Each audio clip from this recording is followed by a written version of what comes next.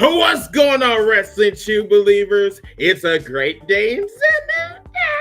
Welcome to another episode of Hashtag Heels for Life Wrestling Podcast, episode 292. We are several, I think maybe 6, maybe even 7 episodes away from our 300 episode. Yes, we're going to have merch on our pro wrestling tees. Yes, we are. Yes. As a matter of fact, we are currently trying to get that approved right now from our pro wrestling tees, but we'll discuss that in a little bit. But tonight we have a special guest. We have Dadrian from our TikTok. He's one of our good friends, contributors, and all the good shit. Also, the returning light skin and gouging. He's with us tonight. We have a healthy show tonight, or a healthy agenda tonight. We are going to be talking about Worlds Collide, which I didn't even watch, you know what I'm saying, but we'll talk about that in a little bit. Also, we're going to be talking about some Money in the Bank 2025, which was last night. Mixed reviews, but overall, it was a good show. There was a lot of good versus bad, if that makes sense. Also, I have a fundraiser that I am doing. I'm raising about $1,000 for my trip to AEW All In. I'm raising it for a very great cause. I'm doing it more so. This is more so business versus pleasure, because I'm going down there to work with other content creators. Going to be doing some podcasting, doing a live cookout with Mr. Mid-South. So a lot of shit going on with that. I did a 12-hour marathon about 2 days ago. Matter of fact, on Friday.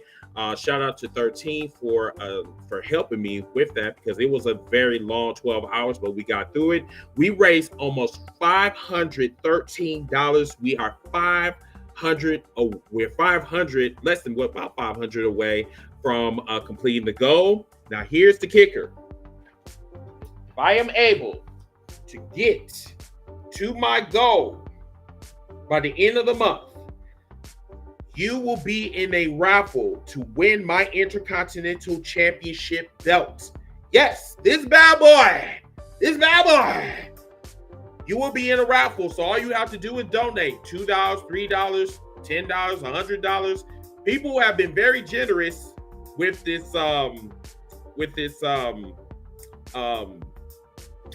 fundraiser. I can't even get it out. But yes, if once you donate, you will be in the raffle for this. So there's already 10 people that's in the, no, matter of fact, about 13 people that's already in the raffle. So if you have not donated, please donate today. As a matter of fact, my Cash App will be down below. If you have any questions or anything, just ask, DM me, or whatever, any way that you can get in touch with me. And if you want to donate, my information will be down below. So I have a Cash App, and I also have a PayPal as well. So we'll talk about that later in the show. But yes, we're going to start with Ziggy. Ziggy's going to come on, and he's going to take away with Worlds Collide. And remember, everybody, we're going to be talking about AEW tonight. We're going to be talking about the pay-per-views. We're going to talk about miscellaneous wrestling topics. We're going to talk about this whole R-Truth situation. I mean, it's crazy. A lot of controversy behind that. But yes, we're going to get into it. So without further ado, let's introduce our guests. Take it away, Ziggy.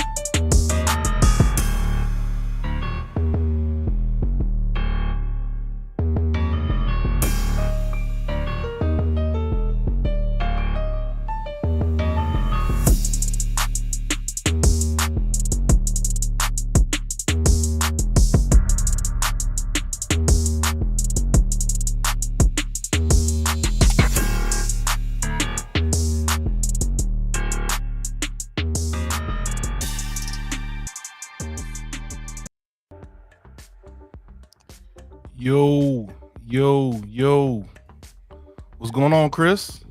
What's up, brother? How y'all doing today, man? Great, So, great. I hear Glad you to said we got some guests today, Chris. You think yes, it's a good sir. time to bring them on in? Bring them on in. All right, first up, we got Mr. Deidrin. How you doing, bro?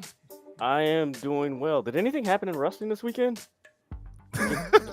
Just joking. No, Something like that. I know. I'm something like that. No, I'm doing well, man. Let's I'm start doing well. with Thank you. you. Let's plug you because you know what I'm Plugging saying. you, bro. You got some shit. Tell us what's up. Thank you. I am the host of City of Wrestling. You can follow City of Wrestling on Facebook, Twitter, Instagram. I'm forgetting one more. Threads. There you go. City of Wrestling is basically for wrestling fans who don't have time to watch wrestling or haven't watched in a long time. Follow me.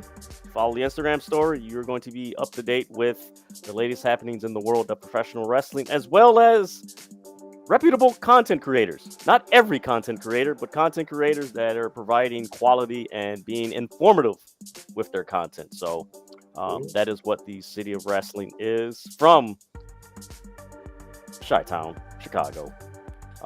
But man, thank you guys for having me, man. I really appreciate it. No, we're Definitely not done. appreciate it. We're not done with you yet. So, this is a little icebreaker. So, tell us, how did you get into professional wrestling? What is your age? Are you married? Do you have baby mamas? And no, I'm just playing. What the? But anyway, What the hell is this? No, I'm just playing. No, I'm but joking. But no, seriously, how did you get into professional wrestling? How long? What drove you to be a podcaster? Actually, you can blame my dad for this. So when I was 2 years old, he was babysitting me, and he had me in front of the TV. Now looking back, unfortunately, the first match I saw was the Iron Sheik and Terry from Tampa when he won the title and everything. And then not too long after that, had me in front of the TV, and I'm watching these two big jacked guys with mohawks and face paint on with a blonde-haired manager called the Road Warriors. And ever since then, I've been hooked. I shouldn't say hooked, but just, enjoying the world of professional wrestling, watching everything from AWA, NWA. Oh man, I know I'm missing a few other ones. Memphis, World Class Championship Wrestling on ESPN, and throughout the years, just enjoying the sport of professional wrestling. What got me into podcasting, pro wrestling, it actually started when I joined the Illinois Center for Broadcasting, now the Illinois Media School. One of the graduate assistants, God rest his soul, good buddy of mine, Kevin Gray, he introduced me. He's like, hey, you should do a wrestling podcast. And I'm like, I don't know. I want to do one, but not yet. Let me learn the psychology and just the mechanics of the broadcasting industry and everything. Did my first wrestling podcast going Broadway on Logic Radio. Shout out to my guy, DJ Epidemic, Elliot Baez. Did that for a little bit, but then once it got to 2020, the pandemic happened, and I was sitting at home, and I'm like, man, I don't know what to do. Stop driving Lyft. I'm like, man, what should I do? I'm like, you know what? Let me start reviewing pro wrestling. So I started doing that, and my good buddy, Don Julio, he was doing a wrestling podcast, Wrestling Talk, and he's like, man, I need you to come on, add, what you know and everything. Did that, and then he was unable to continue doing the podcast. I'm like, you know what, man, I'm gonna do my own, and that's when I started originally the House of Wrestling, but I changed the name to City of Wrestling and everything, and the rest has been history. It's been fun. It's been really fun. Now, where are your pet peeves when it comes to like podcasting? The landscape of professional wrestling. Is there, because you're not that negative. Like I never really took you as a negative podcast. It's more so you're more factual more than anything. So can you tell us, like, what are some of your pet peeves in professional wrestling? I think one of my pet peeves is the copy and paste of trying to duplicate what another podcaster's doing and not trying to do something different.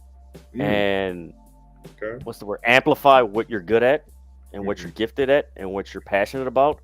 I think there's too many, we use this term grifting. It's like, oh, if that worked for them, oh, I should copy it. And for me, that's why what I mentioned about the city of wrestling, not too many people are doing it. I think I'm actually the only one that's doing this. Like, okay, this is for people who haven't watched wrestling in a long time or don't have time to watch. Like, hey, here, watch this, watch that. Hey, if you like New Japan, hey, watch this, watch that. And, if there's content creators that I network with that watch specifically like Gaijin, he loves, Stardom. Hey, follow him. He's really good at this and just directing and everything. Not a lot of people do that because it's more ego and me. That's another pet peeve of mine. Just the me. No, I need to prove my stuff. And for me, I'm like, what would you rather watch? The podcast that only has their people or the podcast that has everybody? So that's one of my basically believe in community, basically. Yeah, it's that, and I mean, looking at the dynamics of pro wrestling, you need a team to tell a story. That's true. So you can't tell the story of pro wrestling fandom if it's one person. You're a fan. Fandom is plural. You need different perspectives and everything, and from different cities and experiences and stuff like that. So that's one of my big pet peeves is just the grifting, the copying, the pasting. Talking about the same topic that everybody else has talked about, and stuff like that. Like, okay, how many times are you going to talk about Cody Rhodes in AEW? How many times are you going to talk about CM Punk in AEW? How many times are you going to talk about I don't like the Young Bucks? Gee, that's original. Talk about something. I mentioned this on your TikTok. Talk about Vince McMahon Sr., how he worked with the territories. That's, for me, I still talk about that, and I bring that up because it's so intriguing. It's such an important part of pro wrestling history that if you search Vince McMahon Sr., there's barely any content on that man. Barely any. That's wild work, bro. Definitely appreciate you, man. But there is more. We have more panelists to introduce to y'all this afternoon or this evening. We have light skin Gaijin. What's up, bro? Technically, he's not a guest. He's not a guest. I mean, he's fam at this point. Yeah, he's fam. Okay. He's fam. But bro, we still want to give you the respect to plug some of the projects and some of the things you have going on your platform. So this is your time to go ahead and see if I can pull this up right quick. There we go. Can you tell us about this channel right here, sir? Well, you can definitely follow me on my YouTube channel at Lightskin Gaijin, the Lightskin Gaijin, where everybody is welcome at the Gaijin Temple. I do, reviews on anything that's going on within wrestling. I try to talk about all wrestling, not just the things that I like. And I also have another series called Gaijin Ranks where I rank certain specific things within the world of wrestling. My last video was ranking my top 10 WWE champions of all time. And I am currently working on a project now where I give you my top 20 Joshi finishers, the current Joshi finishers that are being used right now. And that will be hopefully coming out this week, either this Thursday or this Friday. Otherwise, you can follow me at Lightskin Gaijin on Twitter, or not Twitter. Twitter's something different, but you can follow me on Instagram as well as TikTok. My Twitter is LSG_D Ramon. Cool. All right. So, how do y'all want to start this? Do y'all want to start with Worlds Collide? And last but not least, we have the Enforcer. What's good, nigga? Oh, he did it. No, he did it. No, go ahead. No. We had guests. Yeah. I understand. We had guests. What I do wrong? Let's go. I can't bring in my Yep, he's your guest. Okay, all right. What the fuck? All right, I'm family. I didn't say guest now. Hold on now. I'll say I'm He's a part of the All right, intro. so right. a lot of things has transpired over this weekend. I know it was a kind of a slow news week in the in the world of wrestling. But over the weekend, really over the past week, we kind of went through a series of events, and let's go ahead and get everything kind of switched over. But if we go into Money in the Bank first, Naomi wins her Money in the Bank ladder match. Shout out to Naomi. Some people, are pretty excited about this. I'm pretty happy for Naomi. What do you guys think about this? Any comments on Naomi winning the Money in the Bank match? Also, those in the comments, please give us your comments on this. Period. For me, for her to make history as the first African American female to win the Money in the Bank, that's huge. Naomi is literally the hottest heel female in WWE right now. So she's been on fire. I kind of say that she's going to be champion in 2025 on the cookout. So I'm glad part of my dream came true. Now they just have to follow through. So congratulations to Miss Caution tonight. Well deserved. After all the stuff she's been through, from the walkout to have to show that she's actually a star. She knows what she's doing in another company. To come back almost right back in the same position that she left. And she had to show them, listen, I could do a character here. My work speaks for itself. And took a risk at doing this character. Paid off. You actually made someone who's green as pigeon shit look good at a WrestleMania. Damn it, reward that woman. Reward that woman. And one more thing about the post game. I don't watch the post, but I saw the clip where Big E gave her flowers. She damn near broke character. Damn near broke character because she was crying. It meant a lot. So, well deserved. I enjoyed the moment. But this is WWE, so let's see what's next. Hope they do it right. And let's go, Naomi. It's your time. Cool. I'm going to say it like this. There has been no other compelling character in this build up to the Money in the Bank more than Naomi. Naomi definitely deserved to win Money in the Bank this year. So therefore, she deserved to be the one to carry the briefcase. Now, how they're going to carry this out and carry out her cash in, that's up to creative now to do. And I'm sorry, I've been losing a lot of faith in WWE when it comes to their creative as of late, but we will see what happens. But again, congratulations. Like you said, Chris, the first African-American woman to win Money in the Bank, meaning that this is now the second person of color to win Money in the Bank. Period. When it comes to, with Big E being the first and then Naomi being the second. Mm-hmm. So like I said, it's all up to the creative. And I guess kudos for Cash App for stamping their logo on the bottom of it. Oh man, you could not resist, could you? You know what? The fact that the ladder was sponsored by Fireball and nobody took a shot, I'm pissed. No pun intended. No. Now, so I found out people that was overseas. If you watched it overseas on their Netflix, they muted Michael Cole saying stuff about Fireball, which I don't understand why. Overseas, do they not have Fireball overseas? I don't know. You're right. They prefer Guinness. It could be a cultural thing. Yeah.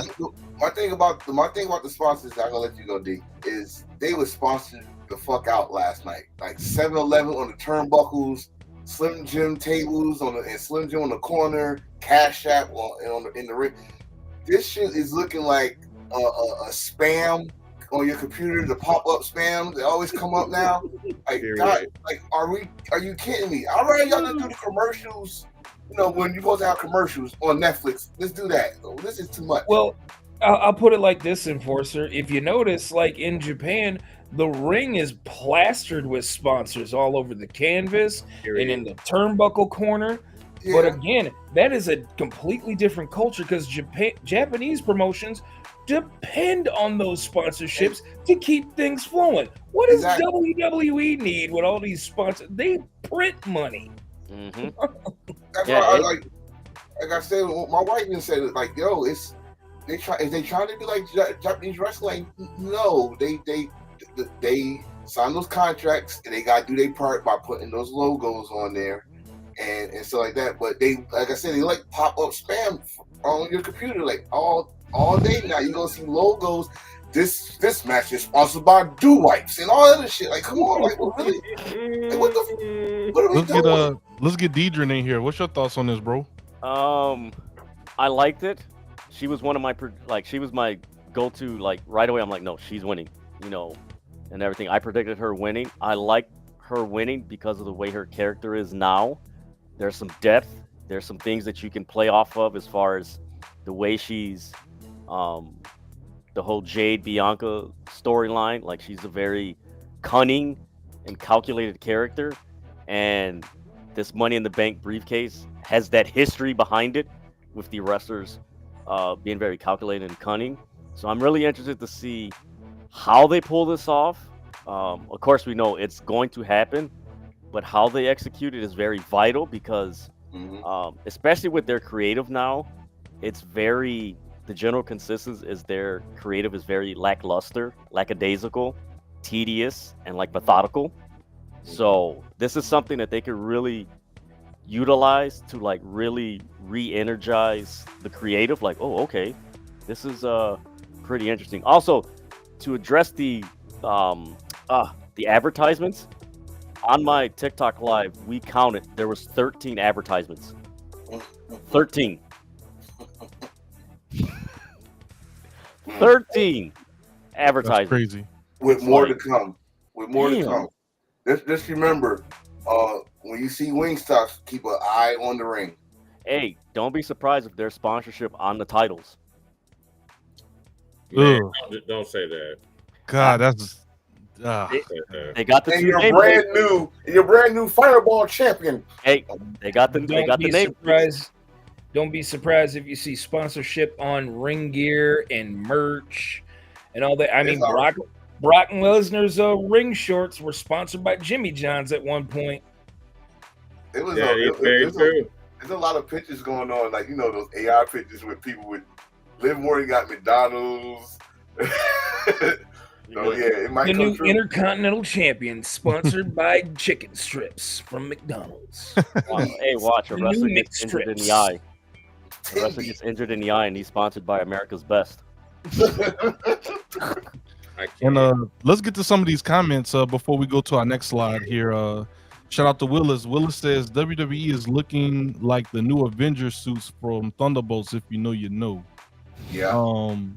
13 thoughts. Shout out to 13 from the Cookout. He says the ring is starting to look like a NASCAR. It's going to start feeling like NASCAR too.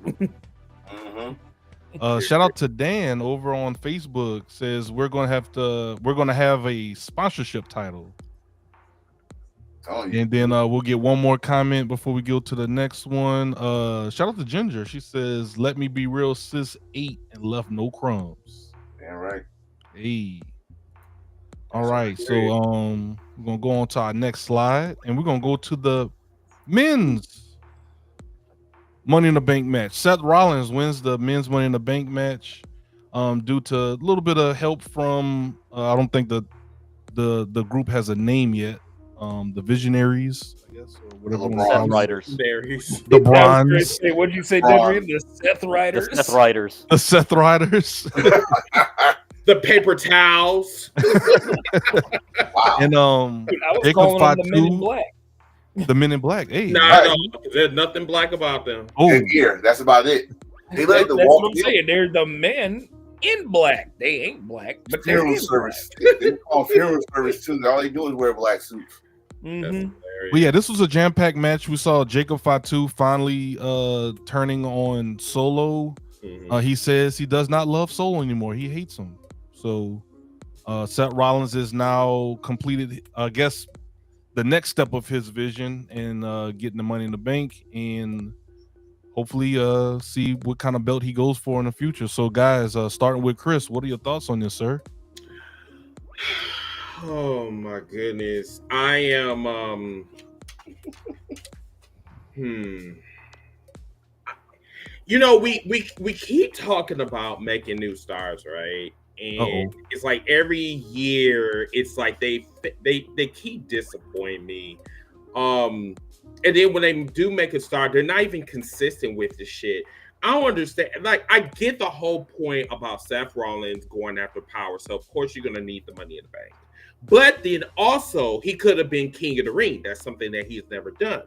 Never been king of the ring. So he could have did that. They could have used the money in the bank and gave it to LA Knight. There was various ways that they could have did this.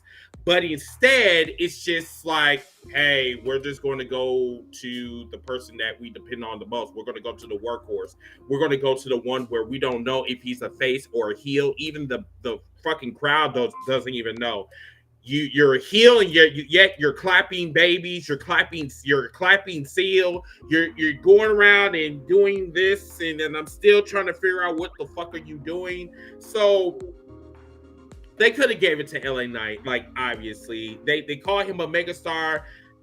You can be a megastar of Slim Jim and then sit up here and still say, "Hey, I'm the megastar and I have not did shit at all." And it's really to the point it's bothering me now. And Braun Breaker is literally in the back of the bus right now. He is literally the Batista. He's gonna have an amazing run. It's just it's gonna take a while. Yeah. That's how I feel. Yeah. Appreciate it. Light skin, what you got, sir? What you think? I think we all knew where eventually this was going. Like, you know, it's like Chris said, they keep talking about, oh, this is the star-making company. Whenever WWE signs a new talent, what is the general consensus amongst the wrestling community? Oh, they're going to get treated like a star. They're stars now, especially if they come from a company that they all dislike. Cough, AEW. Right. But when we're sitting here and we're expecting, okay, here comes the come up of the next big star, they go directly left instead of going in the right way. And this is another situation where it completely goes left.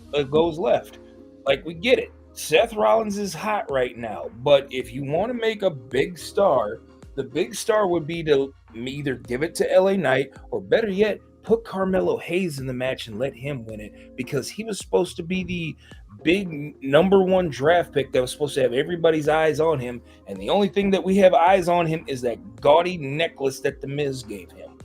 Uh-oh. So, like you mentioned, Chris, Seth could have went on and won King of the Ring. He's already won Money in the Bank. What are you going to do? Give him Money in the Bank?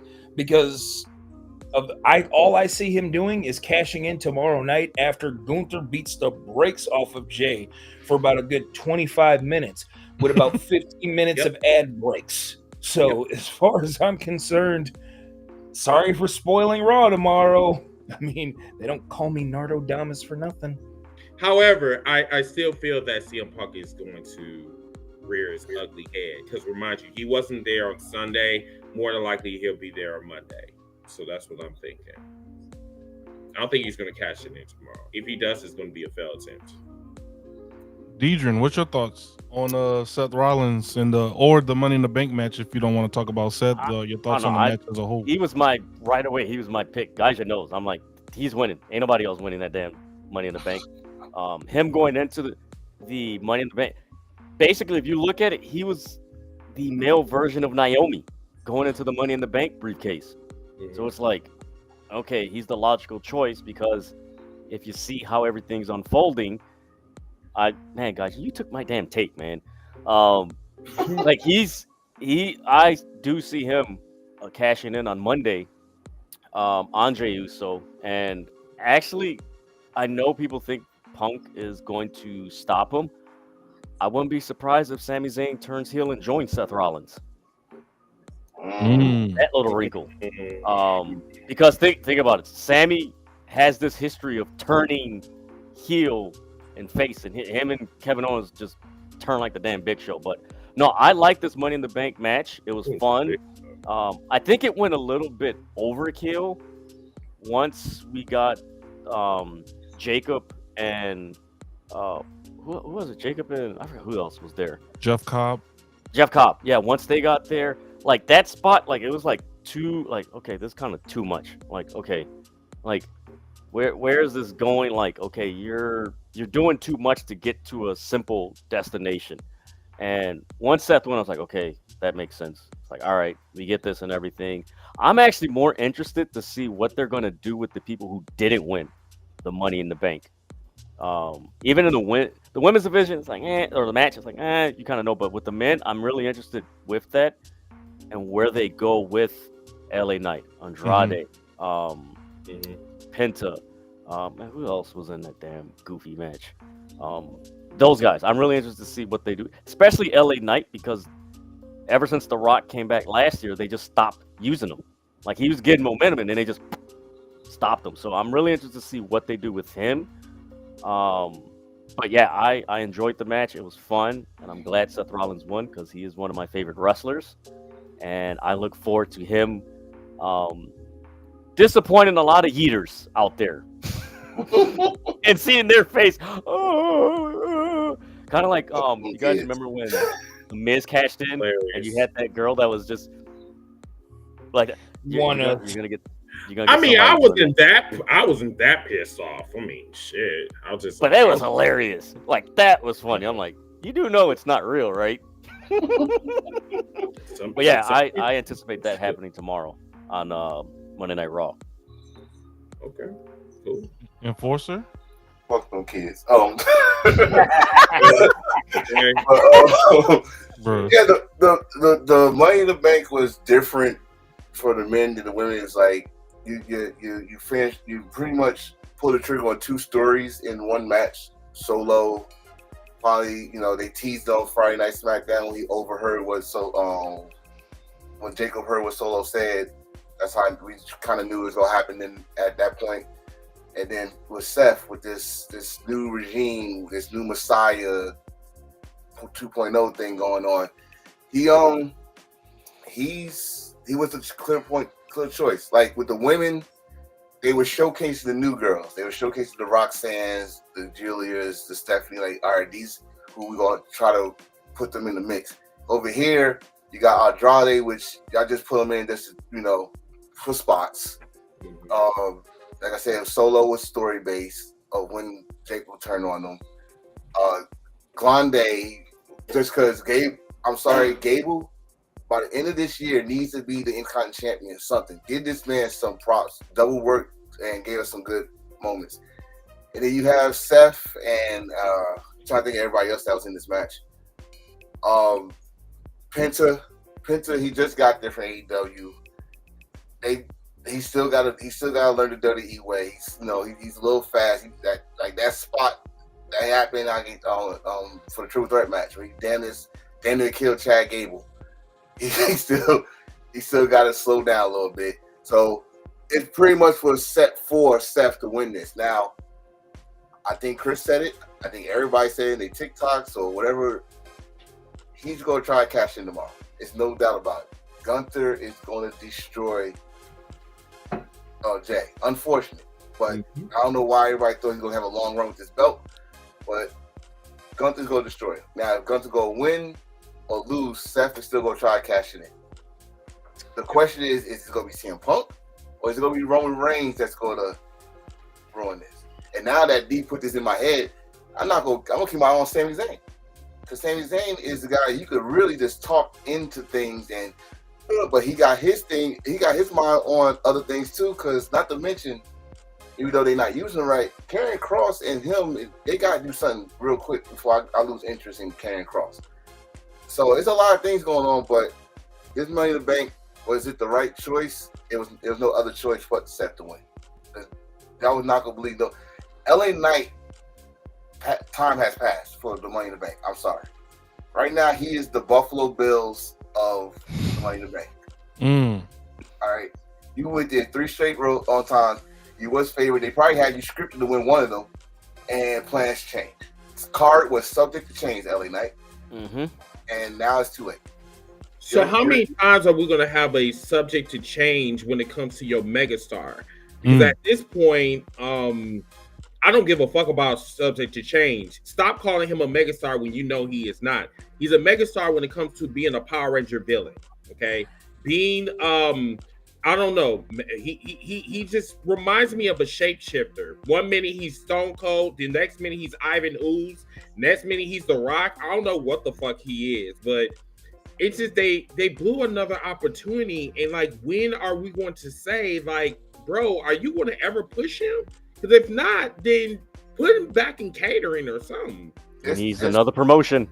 It's too late, bro. Like those that follow him when he was Eli Drake, you knew what he had back then. Yep. This dude, this is the thing with WWE. Especially when WWE gets guys way too late.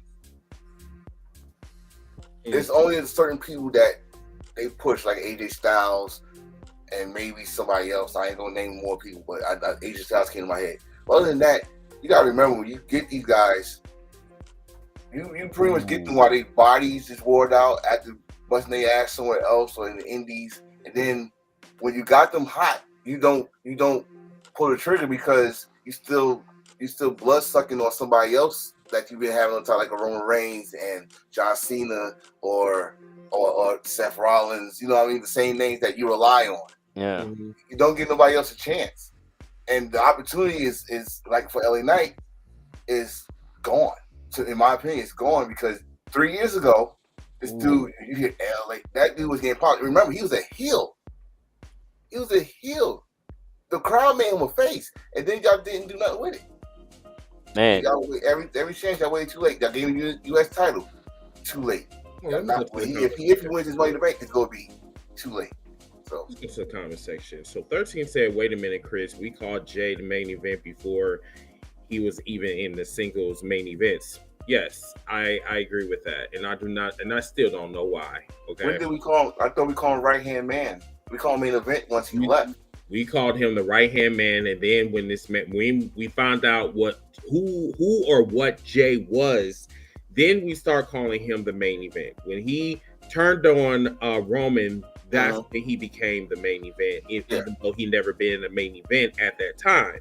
So we were just throwing nicknames around just to be throwing nicknames around. It's wild. Like best in the world. For who? CM Punk. I mean, at that time, was he best in the world? Hell no. Best in WWE. You have something you want to say, Dietrich? Yes. This came to my mind when we were talking about LA Knight. Is he the modern day version of Mr. Kennedy? Yes. Yes. I would say no. Because these two literally having the same track record, like literally, with the exception of the injuries and stuff like that. That's why I say no. Because if he didn't get injured, Mr. Kennedy would have been big time. Yeah, he had storylines waiting for him. And blackballed, right? And he got blackballed. He went to TNA. This guy didn't get injured. You just didn't use him in the right appropriate time that you had had this white hot guy. No, I guess that's not the right sentence when I said it, but he was not just the hottest star. He was, how they say, white hot, right? Yeah. Like, he couldn't do no wrong, and y'all didn't use him to the point, and that's it. It was done deal. That's actually not factual because he did have some heat with someone in the back. Nice. It was Randy, I think, huh, Chris? Yeah, it was because someone was Kennedy. Yeah, Kennedy. No. Yeah, we said he was blackballed. Yeah, he was blackballed. Oh. Yeah, they. Yeah, that's what made him go to TNA. Yeah. When he came back and he slammed Randy hard, Randy went and complained, and John Cena backed Randy. Kenny was released. He went to TNA. Ken Anderson. The rest is history. Yeah. Mm-hmm.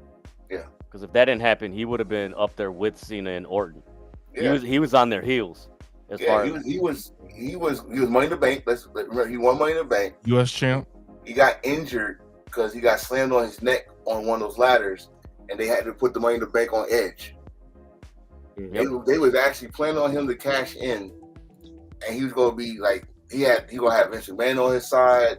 Then they tried to do some other stuff with him, like he was supposed to be Vince McMahon's legitimate son, whatever that storyline was. They was trying to do something big, like he was gonna be the top heel, I guess, or at least one of them in the main event picture for a while. But injuries and then they found out he was misdiagnosed and they jumped the gun too quick. But that's a whole nother story. Yeah. So many. We have one more thing to cover before we get to the main event of our first segment, and it's Worlds Collide. So I am going to bow out because I did not watch World Collide, and the reason why I did not watch World Collide because I was immediately turned off by Conan. I'm not going to sit here and hear some dick sucker that literally did everything. And no, I'm just being real about this because I don't like Conan. I don't like what he's been doing on social media leading up to this shit. This man was coming in his goddamn pants as soon as WWE came up and scooped up AAA. Now all of a sudden he up there sitting up here talking about, hey, I'm going to get paid because I'm a commentator for WWE now. I'm just like, dude, you disgust the fuck out of me. Just get the fuck off my TV. Then on top of that, listen, I don't know who the fuck Iguana is, and I don't give a fuck who he is. All I know is that I dig the history behind Lucha Wrestling. It was rich. I loved it. I did. But the problem is that I'm looking forward to Lucha Wrestling, not Lucha / WWE style. Lucha is not WWE style. Lucha is fast. It's fast paced. That's what I like. I'm not going to watch anything that is watered down especially when it deals with WWE, and I did not watch it. Sorry. So the as much as I agree with you, and it was kind of slow pace. What I did appreciate from the show. I'm going to talk about what I didn't appreciate because I might agree with you on the Conan stuff. Because one thing about Conan, I don't forgive or forget the things you said before, the things you was saying about WWE and all this stuff, and then now you work with them, you happy because the numbers was right on the check. But I said this, like I said this when you said the same thing about somebody else. The numbers was right on the check, but the show, what I did appreciate about the production of showing the history of AAA, about Antonio Pena, I think I said his name right, the Godfather of AAA. Again, I used to watch it. I remember the first World Collide in 1994, which introduced me to Lucha Libre, and I appreciate them bringing up that history.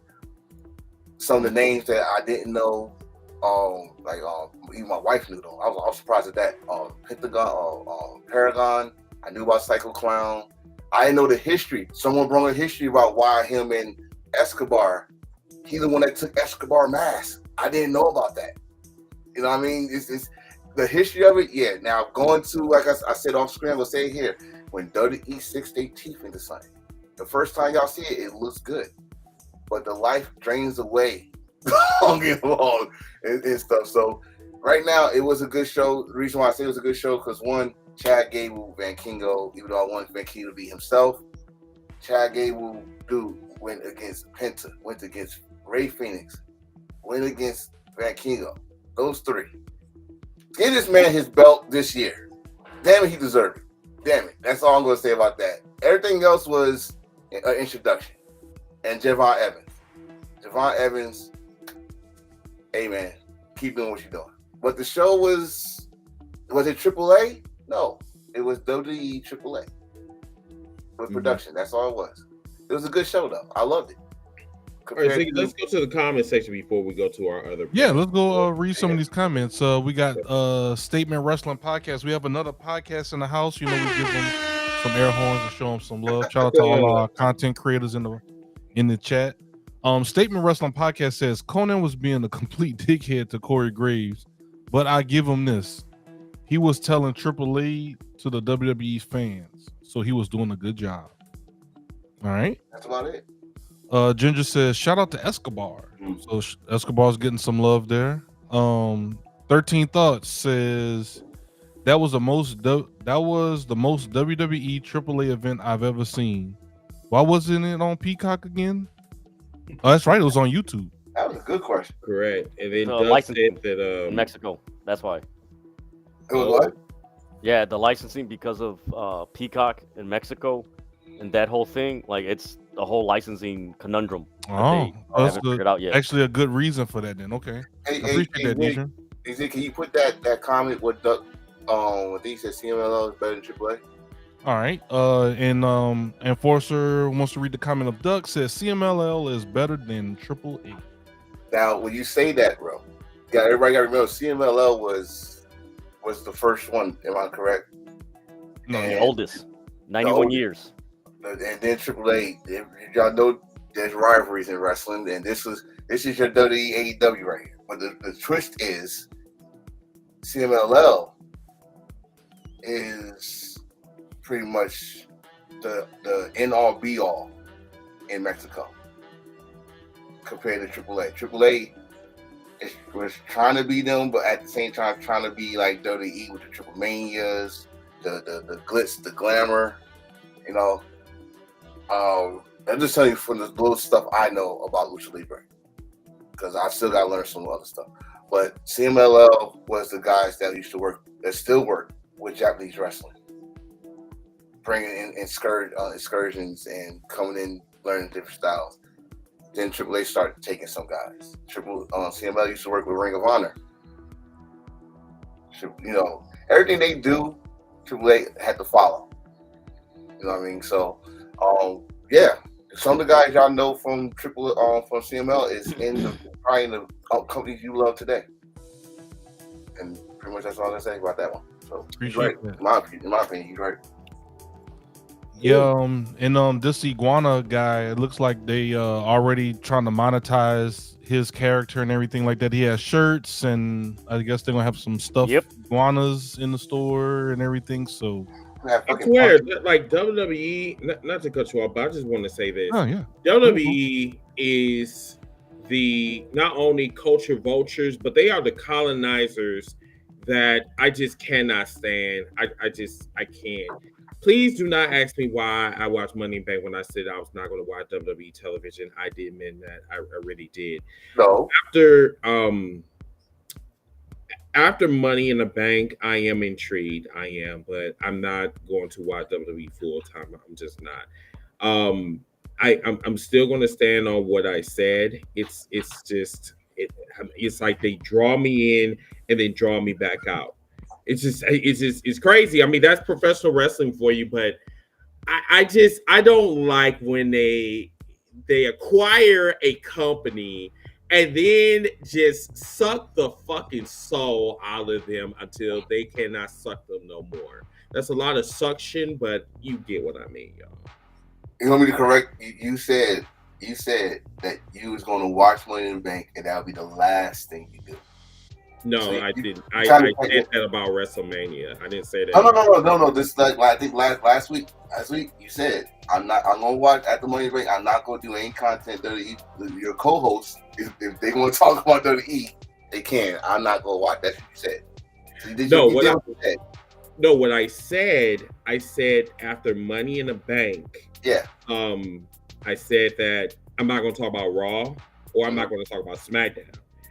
Now it's like, should I sit to the highlights or should I just not watch it all together? Because I'm not gonna lie, I am intrigued with the R-Truth situation, and we'll get into that in a little bit. I don't know anymore.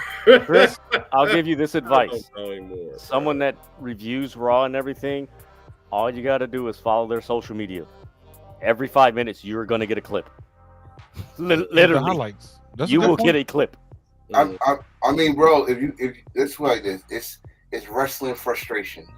If I'm substituting the word from frustration, but it's wrestling frustration. What it is. You have your times where you like, oh my god, y'all, it's draining the life out of me. Then they always pull you back in with something like, I know I can get you. I know I can suck you in here, but then they no. It's like. Yeah. I think a lot of people get what you're saying because your intelligence. You don't mess with that. You don't like people mess with your intelligence. And I don't. And WWE right now creatively is really trying to mess with intelligence. Like we're gonna talk about later. We're gonna bring up what a certain Papa H, Triple K, whatever you want to call them, said. Mm-hmm. That's mess with that's trying to mess with your intelligence. Mm-hmm. So, Yeah, and I can't wait for that segment because I got a lot to say about. I mean, it's coming up next, Chris. So, I think Enforcer said it the best in our production meeting. It's like, you know, what a difference a week makes. You know, this is our thumbnail that Chris made for episode 291.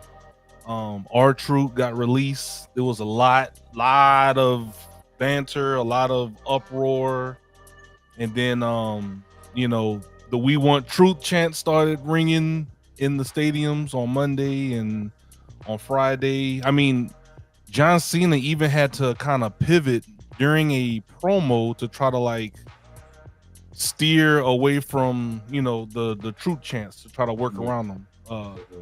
Then after that, R-Truth shows up in Money in the Bank and costs John Cena the match against Cody Rhodes and Jey Uso, hitting John Cena with the belt, sparking up a lot of uproar and debate and back and forth. And this was actually kind of cool, but the main topic that everyone is talking about, that I'm sure that Chris, Lightskin, Enforcer, and Mr. Deidre is going to talk about, was the aftermath. Was Triple H said that it wasn't a work, you know, enjoy the show. I'm sorry, it was a work. I'm sorry. Enjoy the show. And then R-Truth came back and said, no work. It's not a work. So the question I posed to the panel and to everyone in the audience tonight, and everyone that's going to be watching on the replay, what in the hell is going on, guys? Like, can someone kind of put this together for me? Is this a work? Is it not a work? Is this a good thing for R-Truth? Does R-Truth have the leverage? Did WWE finally listen to the audience like everyone's always saying? What is going on? And you know, whoever wants to start off, we'll go ahead and let you kick it off. So I'm gonna say this. I'm sorry. No, my fault, but I just want to get this out because I said it. Enforcer, you know, I said it earlier this morning, Dedry, and I said it on your live last night towards the tail end of the show. Everything in pro wrestling has a purpose. Now, before you jump up in the comments and say, oh, so it is a work, just listen to where I'm going with this. WWE in the last week has had a ton of negative press since the beginning when they found out that R-Truth's contract was not being renewed. Remember, it said it wasn't being renewed. He wasn't released. His contract wasn't being renewed. Remember that. What else broke about WWE? Well, they were still trying to figure out where they were going to put WrestleMania, because if you remember, they pulled out of New Orleans and they said they're going to find a new home for it. That was announced last night too. They're going back to Vegas. They're doubling down. Sound familiar? Yeah. So there's backlash with that. No pun intended. So there's people upset about that. And now what's come to find out that WWE/TKO, they are $3 billion in debt. So all this negative stuff is surrounding WWE. So what do? You bring back a guy that everybody was upset about to make them forget that they pulled out of New Orleans to take WrestleMania, put it back in Vegas, basically doing the city of New Orleans dirty, doing the independent promotions that plan their wrestling events around WrestleMania week. They did them dirty because remember, they were getting ready to do WrestleMania or WrestleCon, in New Orleans. And now they have to try and figure out a way to go get it to Las Vegas where all the wrestling fans are going to be. Not to mention that, is anybody bringing up the $3 billion in debt that TKO is in? Or the $5 billion that Endeavor as a whole is? Mm-hmm. No. We're talking about R-Truth coming back because we got our favorite dancing clown in R-Truth. And by the way, he didn't come back as R-Truth. He came back as Ron Killings. and try to pump a shirt as new merchandise that he has been wearing since February. So as far as I'm concerned, WWE fans walked right into the genjutsu. All right? They are looking into the Sharingan. They got fooled. All right? You've been hoodwinked, bamboozled, led astray. Everything is done for a purpose, and now that purpose is you have been fooled into not talking about what you should be talking about. So I want to add on because like, me and Lexington was up early in the morning to talk about this on Ladybug. Shout out to Ladybug. Not just that, right? With the shirt you just talked about, that was his personal T-shirt, and WWE got their blood sucking hands on it, charging damn near $50 for on their shop, right? The WrestleMania thing. Again, I'm gonna say this again. Like I'm gonna repeat what I said earlier. First, y'all took the rug underneath Minnesota, and then try to get a consolation prize for SummerSlam. Then you had The Rock come out on national TV in the city of New Orleans on the episode of SmackDown and say, "Hey, had a stupid watch on it, said TikTok, it's time. We're back in New Orleans. Yay! Everybody want to play the Lil Wayne song and all that stuff. The block is hot." Took the rug over them, and now we're going back to Las Vegas. Why are we going back to Las Vegas? Well, TKO is stationed in Las Vegas. Las Vegas seemed like they need some money, and that's how they made money this past WrestleMania. And two, we got to do a redo because a lot of people did not like WrestleMania. We got to make sure they like this WrestleMania at Vegas. We got to redo it. So no one's talking about this because again, damage control. Let's bring back R-Truth. Let's have the internet buzzing. Hashtag R-Truth is back. Well, R-Truth is not back. It's Ron Killings. And if y'all don't know who Ron Killings is, do your research. Ron Killings is a former NWA champion, actually a serious role. And he didn't look like he was happy. That was not a smile. That was not a backflip. That was not split in the ring. He came in, looked at the camera. The man had black Air Forces on. Universally known, that's not to be messed with. All right. So WWE trying to tell us that was a work. And like I said, I did a video. I said, did we get work? Admit it. Did we get work? And all this stuff. Again, I'll admit I was wrong because I was wrong too. Because maybe not. And then he comes out and says, no, it's not work. His son comes out and says, no, it was not work. But Triple H is trying to bamboozle y'all at television saying, you enjoyed the show? No, you need something to save your ass. Because you don't want to live through this shit that your father-in-law lived through with CM Punk. Because that crowd was going to take over Raw. It's going to take over NXT. It's going to take over SmackDown and whatever show, Evolve. Even the little fans you got involved, they're going to say, we want truth. Even if you do an interview on the streets, a stranger will walk past, hey, Paul, we want truth, and walk away. The local news was talking about this stuff, bro. My local news down here was talking about it. It was big. Wow. But you did some damage control for right now. It's momentarily. Because you will see a banana peel and walk straight to that banana peel and slip. So, and the second thing I'm going to say before I let you go, same people that was outraged, please keep that same love. You kind of got what you wanted. Keep that same love now. Because, okay, we're not going to forget this. We want truth. And then when he's back on TV, y'all go back to the same old program. Oh. So, and I'm finished. Regularly scheduled programming. Man, there's a lot to go into this R-Truth thing. For me, when I seen it happen, I'm like, they pivoted. Right away, I'm like, they pivoted. Like, they brought him back for damage control. One of the major damage control that they're doing in WB is, we mentioned, the stock or the TKO $3 billion in debt.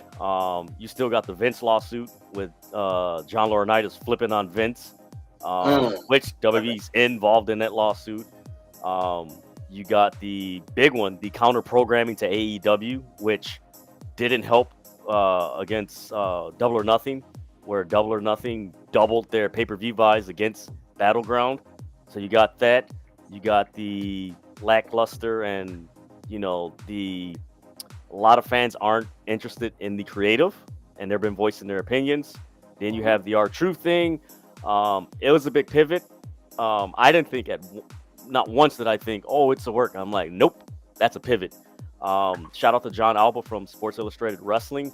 R-Truth was already contacting convention heads of wrestling conventions and independent promotions about dates and everything. And if you're working the crowd and everything and the wrestlers and everything, then why would you tell the wrestlers not to wear it?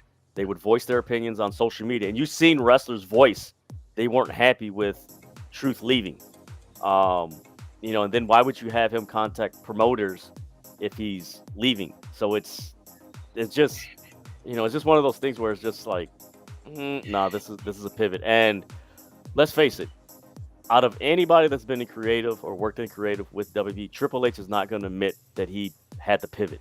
He didn't admit it when he was losing to NXT on Wednesday nights against AEW, when he was hot-shotting a lot of angles. He didn't mention that or anything like that, because it's like, well, I'm always winning. No, you're not winning.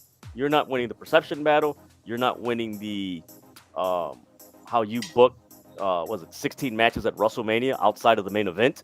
You're not winning. And you can put on this facade, but at the end of the day, no, it's not happening. But I like what you said, Enforcer. Like, keep that same energy. Like, these fans voice their opinions for 2 weeks straight, and then when they get what they were voicing their opinion on, oh, it wasn't us. It was it was a work.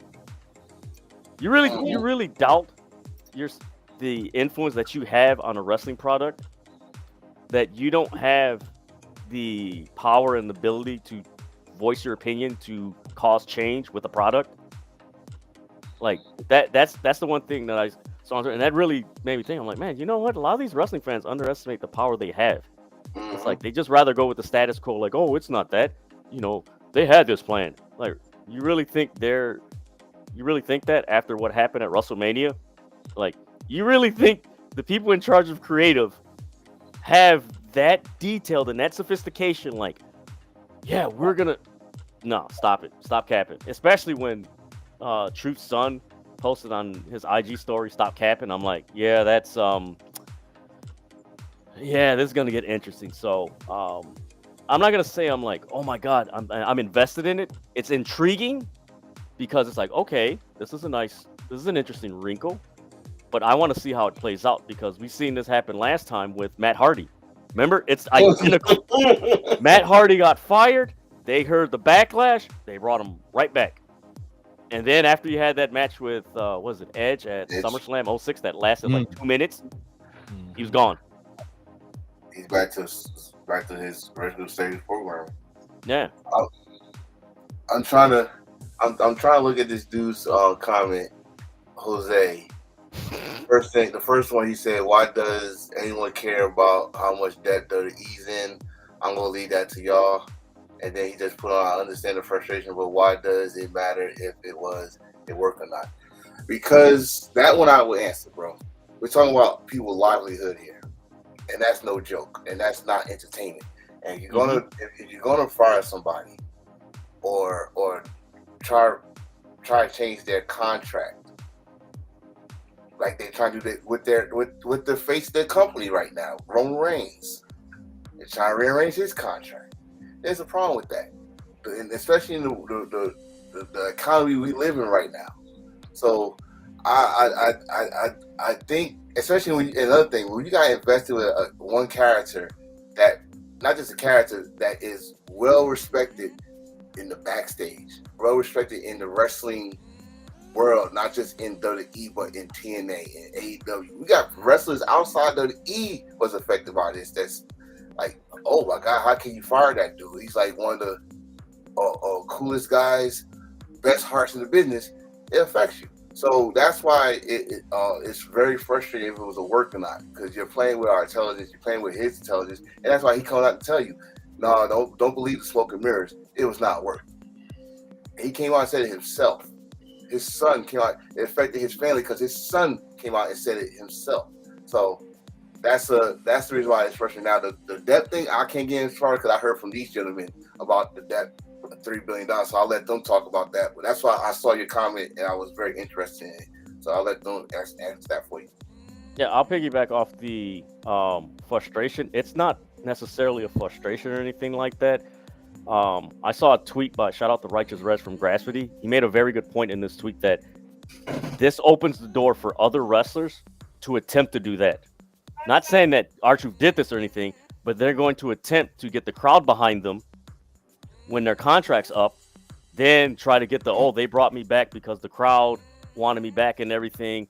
And then now you run the risk of, okay, the fans are like, okay, is this real? Is this not real? And you can do that once in a while in wrestling. And unfortunately, you know this, going back 40 years, you can do that once in a while. But now the way WB is booking their creative, a lot of things become redundant. And it's like, you know what? That's not necessarily something that I'm really interested in. And especially now with everybody, like, we use the saying, let's read the world. People are losing their jobs. That's not entertaining. It's not entertaining. Oh, wow, this is wrestling, but yeah, it's a nice storyline. They lost their job. That's not entertaining. Like, this is 2025. You know, and if you're watching this, I'm sorry to offend you you're not a kid anymore. This ain't funny anymore. Like, with all the resources that WWE has, with all the video libraries they have of at least 12 promotions historically, you mean to tell me this mediocre grovel storyline of somebody losing their job is the best you can do when you have a room of like 30 writers from Hollywood? Is that the best you can do? Like, come on, man. I'm sorry, man. I have to say this. The stupidity amongst wrestling fans and the anti-intellectualism in wrestling fandom is annoying. Like, you choose to be stupid. And what Triple H literally said, you're stupid and you're going to accept it. And I know you're going to accept it because that's the only thing you like is being insulted. Period. It's one of those things that we constantly keep bringing up. Matter of fact, I'll use this point in Deadrian because you brought it to our group chat when Rey Mysterio came out and Open Worlds Collide, and his words were that he said in Spanish, WWE has put the stamp of authenticity on Lucha Libre, meaning that Lucha Libre only matters as long as WWE validates it. Yep. That's the problem. That is the biggest problem because Lucha Libre has been around longer than WWE. CMLL is a company that has been around for how long, Dedrian? 91 years? 91 years. 91 years Lucha Libre has been around. And it only matters when a company that is about is younger than me, AAA, I'm 40 years old here. AAA hasn't been around that long. But now all of a sudden, Lucha Libre is validated because WWE says so. And that goes along with the whole debt thing. And 13 brought it up in the comments. It is because they're using that as a way to basically validate higher ticket prices. Yep. We are in hard times right now. Look at the world around us. The economy is crashing. You know, groceries are more expensive. You know, everything is being set on fire. There's a reason why, you know, myself, 13, and we have that, you know, running gag on the cookout, destruction, because that is what we are living in. We are living in destructive times right now. And the fact that we have somebody that is constantly gaslighting us into making us believe that they are the only ones that validate what professional wrestling is. Yeah. I'm sorry, I'm not just going to sit there and watch. If that's the case, I'm going to get turned off and I am going to go ahead and watch something else. Mm-hmm. And to piggyback off what Gaijin said. Gaijin, you know this from covering the UFC and everything. The reason why the debt thing is important is a thing to keep in mind as a fan, because as a wrestling fan, if you ignore that, don't be blindsided when all of a sudden they have to restructure contracts, and then all of a sudden, big names that you're accustomed to being associated with WWE are no longer there. It happened in the UFC. Like, you use like, I'm sorry, man. Wrestling fans need to stop being so damn naive and just willfully ignorant. Like, ooh, it's funny. Ooh. Like, again, we're not kids anymore. Like, damn, we're not kids anymore. This ain't 2000. Vince McMahon ain't showing his ass and having to kiss my ass club. Oh God, I didn't like that. Like, what the hell is wrong with you fans? Do you have intelligence? Get out of your house. Go touch a tree. Touch grass. Interact with people. Maybe that's a little bit too much because the way you act, some of you need to like be retrained on how to interact with people. But come on, man. What the hell is wrong with you? I get it, bro, and I'm talking to you, Jose, because you got my attention right now. I'm reading the comments, but you got my attention. That's what wrestling was supposed to be. It's supposed to be a escape, yeah, from reality. But when you try to bring some of the reality into the wrestling world, and it's hard to do that now because one, we got social media. I've been calling. Chris will back me up on this. I've been calling social media a gift and a curse when it comes to wrestling. Mm-hmm. And we know too much. WWE's about to have a show called Unreal. When they about to show us too much. Oh now. My God, I forgot about that. They about to show us the creative route so they could. I think, like I said, was you said? Was it our brother K from Brooklyn that said it? Now you're gonna use that as an excuse. Like, see. This is y'all scapegoat, the Unreal show. You're gonna see how hard our creative guys work to get y'all this stuff and this. But that's what they've been doing now. The world of where we come from, where we're doing now with social media is a gift and a curse. And we know too much. When it was a world, some people in that's wrestling fans now, they try to use that excuse. Say, "Oh, I don't know what you're talking about. It's a damn lie." Yeah, hell, you probably know more than me. You know what I mean? You probably know more than all of us in here because you listen to the same people that talk about the same shit every damn day. Yep. And the thing is, with the going back to the debt, the other reason why you need to pay attention to that, there's a reason why they're booking all these shows, not necessarily to just counter AEW, like the whole Great American Bash countering All In. And I mentioned this to Gaijin yesterday, and it was like, holy crap, I didn't even think, right? We were like, I didn't think about that. Technically, that week starts at Monday Night Raw. You got NXT on Tuesday. You got Evolve on Wednesday. You got your NXT talent on TNA. You got SmackDown on Friday. You got Great American Bash on Saturday morning. You got Saturday night's main event. You have Evolution on Sunday. You got Monday Night Raw on Monday. You got NXT on Tuesday. You got Evolve on Wednesday. You got your NXT talent on TNA, and then you got SmackDown. That's 13 straight days of WWE programming. That is ridiculous. That is too much for any type of audience to ingest and everything. That's like the NFL scheduling the damn game every day. Like, after a while, it's like, damn, okay. Let me cut in real quick because I've been sitting patiently for 10 minutes and hearing y'all go back and forth. I'm gonna just straight real about this. Here's the thing. We know what's going on, but we don't give a fuck. Okay? I'm gonna say that again. We know what is going on with WWE, but we do not give a fuck. As a matter of fact, case in point with Mr. Jose Rodriguez's point. He said that he wants to watch wrestling, but he doesn't care about anything else. And I hate to put him out here, though, but he is one of them fans where he cares about his wrestling. He doesn't give a fuck about anything else. But if it does affect him personally or directly about him, that's when he cares. So with those type of fans, no offense to you, Jose, I turn you off completely. Okay? I care about my wrestling, but I care about my representation. That's the problem with fans today. It's all about self-entitlement, right? It's about me. If it doesn't affect me, I don't give a fuck. Okay? The whole thing with Triple H, Triple H is the most racist motherfucker that I've ever seen in my goddamn life. But we sit here and we treat him like Jesus, but the motherfucker is the Antichrist of professional wrestling. Okay? This motherfucker lies more than fucking Trump.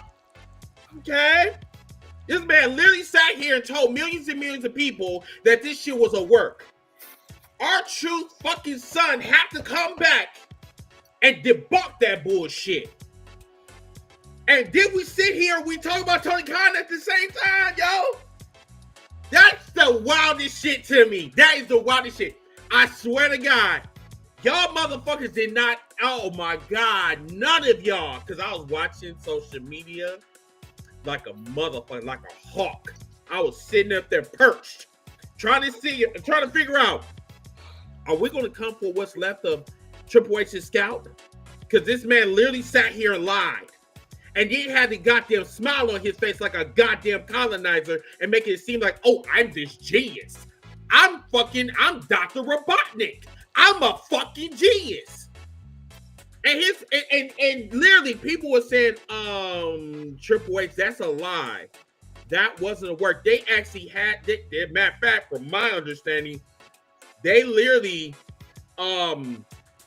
made the decision to renegotiate Killen's contract within, I think it was 72 hours, if I'm not mistaken. Friday. Yeah, so with that being said, why are we not going after Triple H now? Triple H has been on the road for the past 3 months. And still, I get that y'all like really been at him like lately, but it's not enough. This is not being professional, being professional at all. You sat here and you lied to us. That was number one.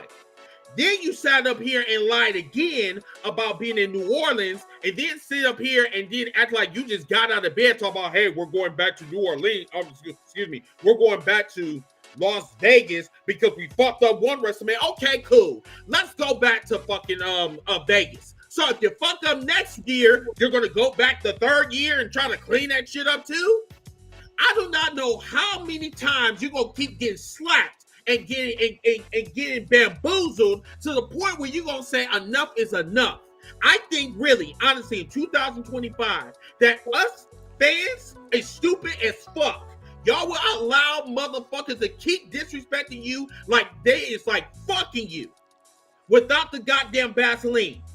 I do not understand the logic in today's professional wrestling fans or whatever. I don't even call them fans. I don't even call them fans.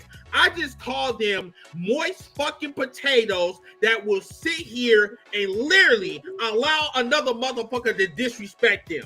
Literally. And it's like straight there in their goddamn face. And I'm sitting up here and I'm saying to myself, I know I'm not the only person that like sat up here like, this man lied to me. And we are like, hey, are you going to go there Monday? Why in the fuck we not boycotting WWE right now? They literally took WrestleMania away from you after it was finalized. And yet we're sitting here and we're talking about fucking R-Truth. Let's have that conversation, everybody. Please entertain me.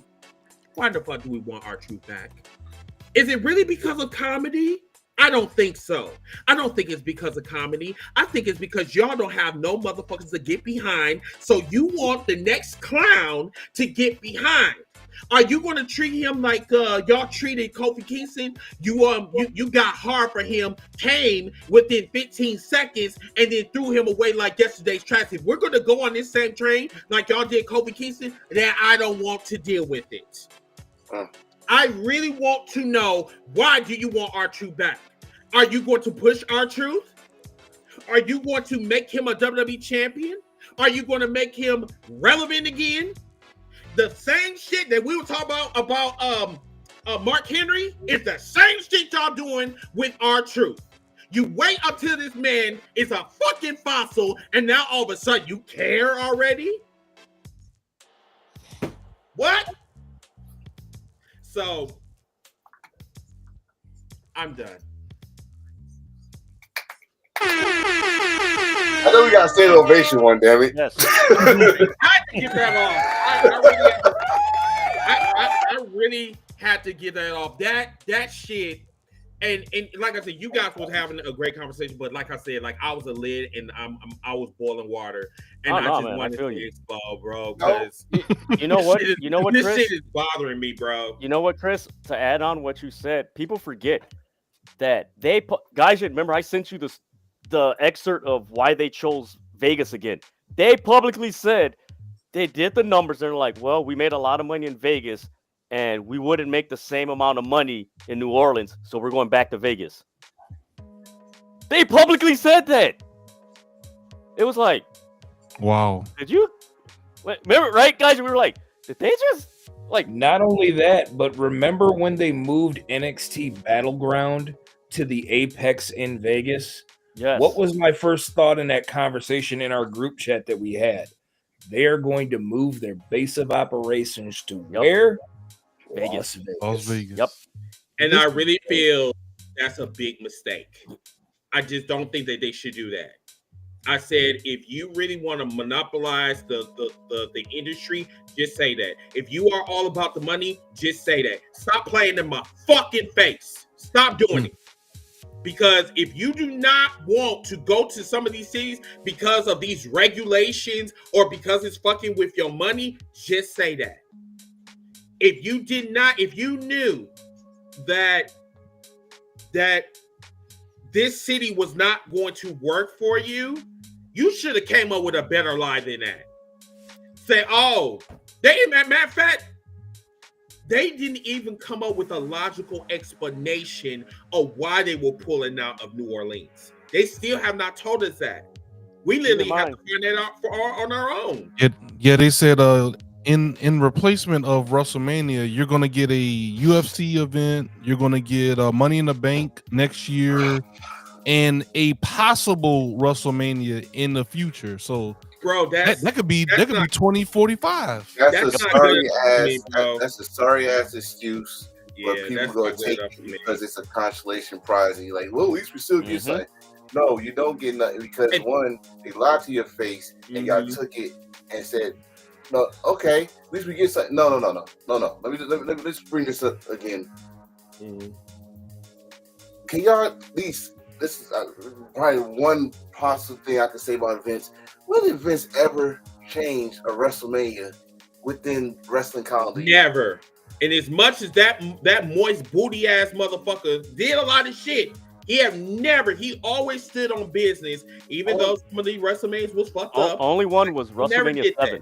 WrestleMania 7, and why? Because they was during the war, and low ticket sales. The LA Coliseum, and they had to change to the indoor. That's the only reason. And he reimbursed everybody that couldn't make it inside there. He reimbursed them their money. Other than that, there's no excuse. That's logical. That is logical and it makes sense. Yeah. But he never did that in mid WrestleMania. In the calendar, the rest of your calendar, WWE's calendar, said, you know what, we're gonna change venues. Oh yeah. And like I said earlier, you not just fucked the people in New Orleans, you fucked up the indie guys and the WrestleCons and all that stuff that was gonna come around. That builds off of that, but don't be too surprised because remember it was a report that they didn't want people to do that. Yeah, I kind of feel like they did it deliberately. Yeah, they did. They didn't want indie promotions or other companies. That's why rare time, 100% people could say now we see why Tony Khan didn't put Supercard in Las Vegas this year. He's doing it later on.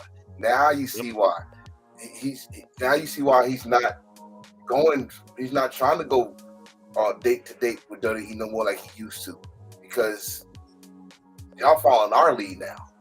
Yep. Y'all got a counter program with us now. Y'all, and the way y'all doing it, y'all gotta do like 3 events to counter our 1 event. So that's how you know that. I'm sorry to say this, but WWE is scared. Yes, let's use that word. I don't give a fuck about how big they are as a company. I don't give a damn about them being here for 65 million years when the dinosaurs was on this earth. Okay, cool. They was there that long. Okay, so what? Why in the fuck you want to show me how big your dick is? And You know then what and then your stroke is terrible. On top of that, They're like motherfucking coffee. Like motherfucking coffee. You know what the turning point was, Chris? The turning point was Wembley. When they that was I think agree. that's when they were like, oh shit. They did it I again. agree. Wait a minute. Yeah, that's right, Deidre. Yeah, that's right. Yeah. Also, what? Oh, Shout out to Mid South. His comment. Remember, they had The Rock go out there and announce. Hey, man, He you did that announce announcement. Shout out to who, yourself. Deidre? Look at I know. that. You said his name and he appeared. Man, you announce yourself. You want your feet when you come in this house. What's wrong with you? Deidre said, shout out to Miss Out, then he popped up on the screen. I think he Joe Henry's son. His name is magical. I believe You got to clip that, in Tone. South. I swear. Right on time, huh? What's your thoughts on all this stuff, bro? Speak your mind, brother. I'm sitting here listening to y'all, and I just wanted to say I think this is why it's very important for all of the wrestling world, including all the indies, including all the fans, to support AEW and All In, because they are attempting to build a WrestleMania-like atmosphere around the pay-per-view.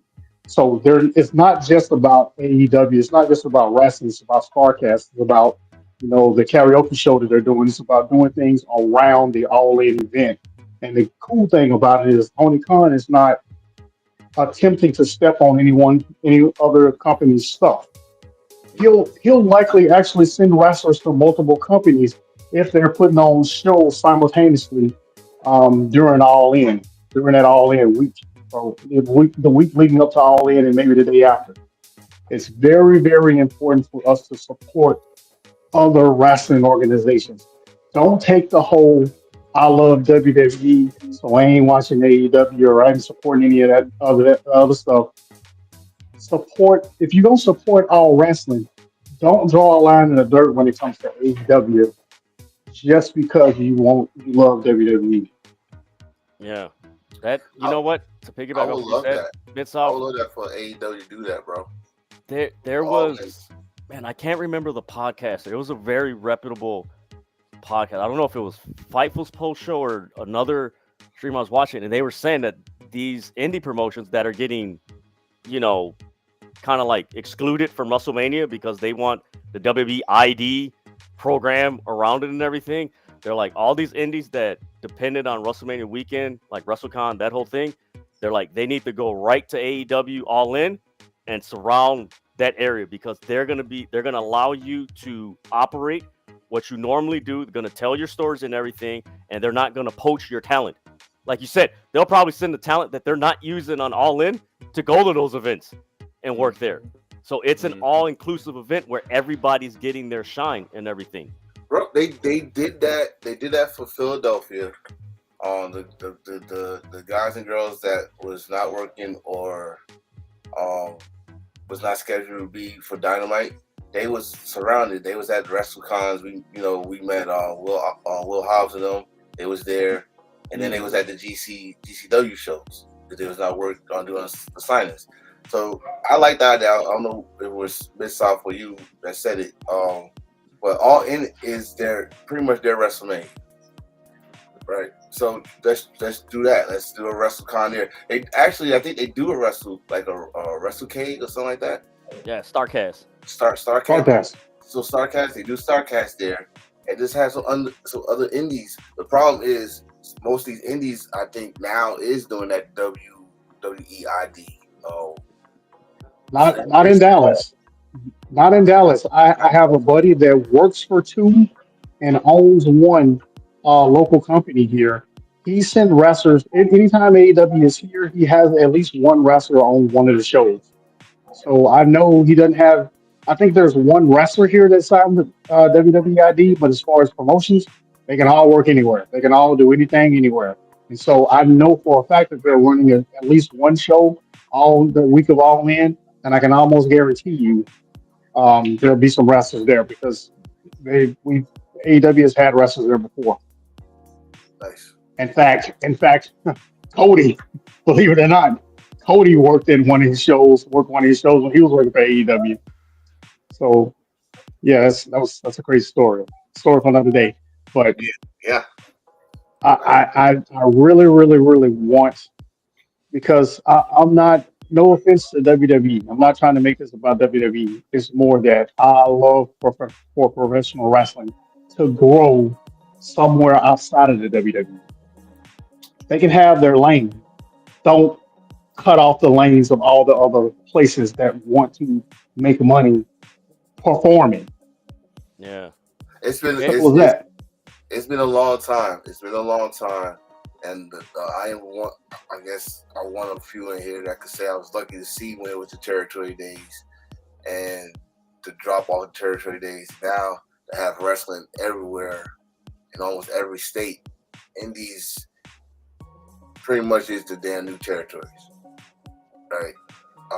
So if they don't like that, how they gonna get any new talent anyway? Like y'all just gonna get people off the streets, and you know, or y'all be lucky enough to get another Oberfebi from Alabama, Roll Tide, all that stuff. You know, you got to get somebody that know how to work a 20-by-20 ring, know how to do this, and you just teach them how to act like a character. As long as you know how to work like a wrestler, perfect. and going on what 13 just said, WWE doesn't want the wrestling community to grow. They only want their company to grow. So there are levels to what you just said, 13. This is why I keep saying that WWE, more than anything, is the most dangerous company when it comes to wrestling as a whole. The wrestling spectrum, they are a danger. And a lot of people are not taking heed to what I am saying. Look at what the fuck is going on right now.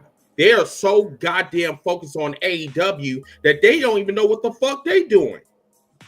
They say, listen, we don't give a damn about a Beyonce concert. We don't care about Atlanta traffic. You should care about that because that's going to affect up your numbers. But yet you're worried about a fucking company that's all the way over by the Gulf of Mexico. They over there in Texas. You over there in Atlanta. Worry about your shit over there. That's what I said. You can't be this fucking stupid. But once again, people in 2025 are probably the most dumbest fucking humans I've ever seen in my goddamn life. But everybody named Mama got a goddamn opinion about shit, but don't have no facts to back up what the fuck they talking about. So question. I think we're about to. All right, say man. Commercial break. Question. When do you think this whole thing started? I know light skin right now. I said we talked about this earlier this morning. When do you think this whole accession of I want this company to grow, I want the rest of the community to grow started? What year? When do you think it started? The idea 2018. 2018? With the Bucks and the Bullet Club and the Elite and the first All In. How about this? It started as soon as they went public. No, as soon as they went public, that's when the tribalism shit started. Yeah. When they went public, the ECW and WWE was gone within months. Yeah, I mean, because when they found out that JR and it really started with JR and Chris Jericho, those two, because them two were pro WWE. So when we found out that they were going to another company, they were starting another company, that's when these motherfuckers got upset. So we want to go over the timeline. I mean, listen, y'all started this shit first. Because y'all never wanted them to actually start another company. You wanted them to stay in WWE. That's what this is all about. They were just like, oh, you're traitors. You're going to go and start. Hold on. So who exactly are y'all talking about? Because I'm going to be real with you. I don't think Vince McMahon ever cared about AEW. I don't think he was ever worried about AEW. You're talking about fans, right? Yeah. Fans. Yeah. Okay. Just clear. I just want to be clear because Vince, Vince don't care about nothing but WWE. Remember, he had Jericho on the Stone Cold podcast, WrestleMania weekend, promoting AEW on the podcast. Right. That's what I was going to say. Vince, if there's one thing I know about Vince, is that he cares, and I hate to say this because of all the bad stuff, but Vince actually cares about professional wrestling as a whole. The only time he didn't was when he was trying to build the WWE in the 80s. And, other than trying to get rid of all his competition at the time, WCW would have never been that would have never been a problem had Eric Bischoff. WCW not tried to actually kill Eric Bischoff basically. Yeah. Them trying to kill WWE, that's the only thing that made Vince do that. Mr. Because A. Vince cared about professional wrestling across the board. Because I know we talk about this whole Forbidden Door and all that stuff. Vince was actually working with other companies back in the day Yeah. Yeah. for a long time. So Bro, I said this a couple of times. Like Prime Vince, he was working with was it Mid South? No, not Mid South, but Smoky Mountain, Yeah. Memphis, All Smoky Mountain, All Japan. Japan. Stu Hart's, And yep, that was it all that stuff. SMW. yep, all of Man, that. it's just when Eric Bischoff opened his mouth and said, he was bitter because he didn't get a chance. He doesn't eat. Everybody remember that. Y'all saw the interview, and Ted Turner said, "I want that company, but I want it here." And Eric Bischoff agreed. But I'm looking at Wolfpack. Shout out to Wolfpack. It started in TNA. I'm gonna say a little bit of a year because everybody that got fired either went to Ring of Honor or TNA, and it was called TNA, the new WCW. Yeah. All the old, right? But that's why I said once they went public, to me, that's when the downfall started. It only need to be one company, and it's been a long time since we had this many companies, indie or not. There's a lot of wrestling companies out there in the States alone. I'm not talking about worldwide, in the States alone.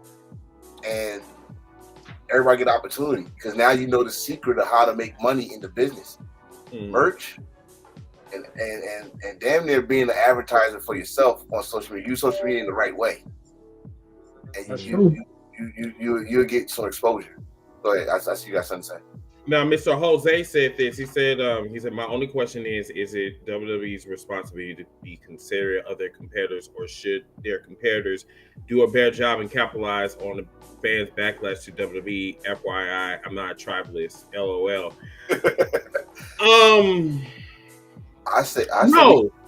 No, it's not WWE's responsibility. We know how dirty WWE is. We do. But then at the same time, you said that you don't have no competition, but then you counter program every fucking 5 minutes.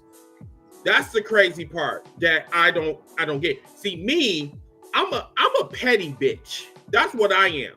I'm more petty. Yes, I'm petty. I'm petty than Tony Khan. I'm the type of motherfucker where I don't have to say your name. Anything that you do, and once again, in the art of war, don't have me catch you slipping. Because if I catch your ass slipping, I'm going to counter everything that you were supposed to do because you're the number one company in the world, which is, once again, representation, black, white, Hispanic, whatever. You ain't doing that. I'm going to do that on my television. Your ass is selling all of these fucking high-ass ticket prices. I'm going to be like Walmart. You want to be Target? I'm going to be Walmart. That's what I'm going to be. Can I jump in? As soon as you said that, I love you said that. So we know the price tickets about WWE. I'm not gonna keep talking about that. We already know. AEW has made their tickets so affordable. I had the best seats I have ever had in wrestling, and anywhere I go except for indies in my life because of that AEW, right? And when you said petty, I think right now that he's not even worried about WWE, but this is the best time for AEW to be the number one company, bar none. Yeah, marketing. I've said this numerous times. But they when I say number one, that I'm saying like, listen, they already getting the great deals, streaming deals that people want to ignore. They getting those. They re-signed with Max, I think not that long ago. Pay-per-view buy rate's doing good. I mean by number one that I don't want you don't need to talk about WWE no more. AEW is doing so good, you don't need to talk about them. All right, they fucking up over there. All right, cool. Over here, my boy. Did you see those? Did you see that Swerve Osprey match? You know what I mean? Yeah, You know what I mean? You know what I'm saying? Talk about that more than you talk about who's going to shop for the baby oil next. Let's talk about the good stuff over here and talk about the bad stuff over there. Yeah, if you remember, Chris, on your TikTok live, I mentioned that Tony Khan has taken the playbook out of Vince in Correct. 98. How WCW was always mentioning WWF. They were always mentioning Vince, just like, you know what? Gloves are off. Let me focus on creative. Let me build up Stone Cold, The Rock, Triple H, Mankind, Kane, Edge and Christian, the Hardys. He built up, like, people don't realize that's one of the reasons why that era, like, a lot of people like it. Like, we don't understand how many people he built up, like, that nobody knew about, and he built them into stars. And we're seeing that with Tony Khan. He's not. He's like, okay, you guys want to counter program this. I'm going to put on the best show. I'm going to highlight the best wrestlers, I mean, who whether is they're male or female, what have you. Here you go. And who is that? It's like an asthma pump. it's not me. Either that or it's a running sink. Yeah. Yeah, about to say, I'm like, who the fuck is that? Okay, Okay, go ahead. But no, he's taking that playbook, and I don't think a lot of fans have noticed that, because it's like, oh, well, Triple H, and it's like, no. Triple H is acting more like Bischoff and Ted Turner did in the 90s. And his interviews and everything resemble that smug, disingenuous, cocky. Hold on 1 second, brother. Hold on. Miss out that shoe. Is it? Yeah. I don't know what it is, but yeah, every time you go mute, it goes away. I don't know. Yeah, that's why I muted mine. It's not me, is it? No, continue. See? Miss Okay. out. So yeah, he's, Triple H, again, very disingenuous, cocky, arrogant, condescending to whatever criticism he has and everything. It's almost like he's trying to cosplay Vince McMahon. Like, bruh, you didn't go through what Vince did to build the WWE. Case in point, the Shane McMahon interview with TMZ, that little 2-minute video, he's like, hey, WWE is the company that I built. Shane McMahon literally worked as the ring crew and then as a referee. Like, he literally worked every phase and everything. And, Triple H, I'm not trying to be a bashing Triple H, but Triple H put himself in this position. You wanted this damn the top dog spot in the WWE with NXT Black and Gold. Here you go. This is the criticism. I was just about to say I kind of blame I gotta give us a little bit. I don't know what kind of percentage of blame, because NXT Black and Gold was so good. It'd be like, man, he's doing a better job than the main roster. He should be in charge of then straight up. Well, we got our wish, and that's so good, right? That's so good, because it's not easy. Because you're NXT. Believe it or not, NXT was the AEW for us when it comes to mainstream, right? But then you gave him that shot, because you gave him that shot now that he got the main roster, and he's trying to do the same thing he did in NXT with the same people he had in NXT. This is a different crowd up here. Most of the main roster crowd do not watch or did not watch NXT. That's why when people came from NXT, you debuted them on the hottest time was at the time, the night after WrestleMania, when you had wrestling fans at that those shows. They know who they was. You go the next week, there's silence. Just like when Johnny Gargano came back, there's silence. Karrion Kross came back, there's silence. Hell, even your regulars, Braun Strowman came back. You got a Raw, but after that, there's silence. Because your fans even are questionable of what show they should watch, and under your own umbrella. So it's not easy being the boss hog in the actual show, is it, Paul? So everybody, we're right now it's 10:50 Central Time, 11:50 Eastern Time. So what we're gonna do is for the next probably toward the end of the show, We're gonna have some rebuttals from you fans. That's in the comment section. So we're gonna give you guys 2 to 3 minute rebuttals. Um, I don't want to, rush anybody, but yeah, we're kind of low on time. So, but yeah, we're gonna give you guys a minute or so you guys can put out your rebuttals, whatever. And anything that we don't finish, we can always finish in the cookout tomorrow. Okay. Ziggy, you can go ahead put out the link, and then whoever doesn't come, we'll wrap up at in 10 minutes. And you still having that screeching? I don't know. Are you cooking something? You can't because you're in the basement. What sound are y'all hearing? Because I don't hear anything. It's like a hissing sound. Man? Yeah. It's like, Are you you sure my you're fan? Okay, I'm gonna leave myself. okay? All right. Okay, Z. Yep. Go ahead. You can put out the link. Y'all can continue. Go ahead. Oh, I'm looking at again, Jose. You've been getting my attention here. Why isn't AEW pushing Offspring more? They, God. Yeah.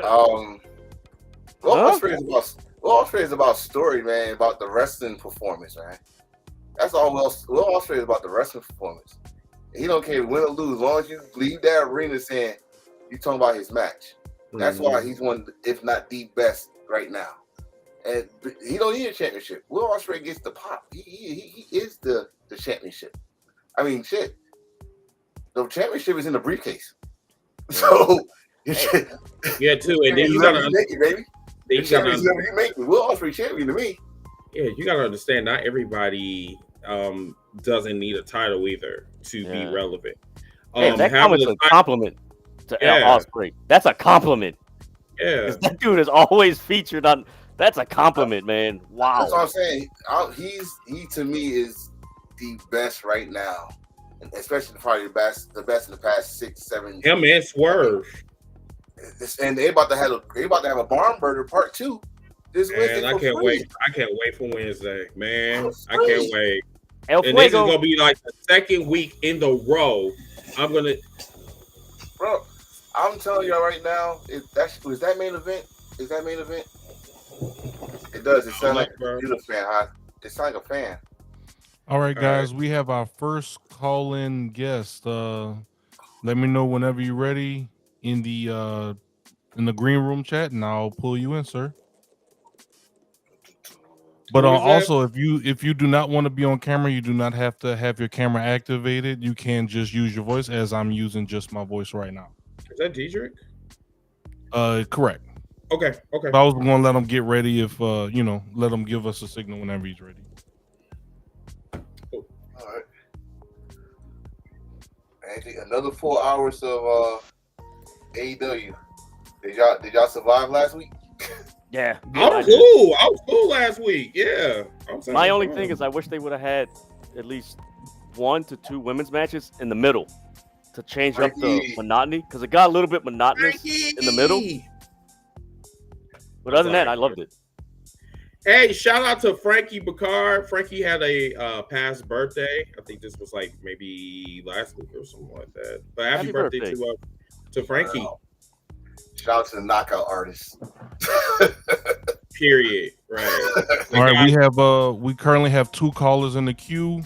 Y'all let me know whenever y'all ready. It's up to Diedrich whenever he's ready. Yep, we have Diedrich and 13 currently in the queue. So they're doing their audio checks and everything like that. Which is fine. Okay, so we can do this while they're doing that. We can go over some of the indie wrestling spotlights and see what Rufus Lala got. Yeah, we have. That's a good point, Chris. We do have some AEW content. I know you mentioned indie, but we do have as a reminder, we do have the Summer Blockbuster 4-hour special event. Hurt Syndicate versus Speedball Bailey, Commander Kevin Knight. Swerve Ospreay that they talked about. This is part 2. This is the big match right here that a lot of people are going to be talking about. And all right, I think our call is ready. Cool. So let's bring him up. We'll go ahead and bring him up.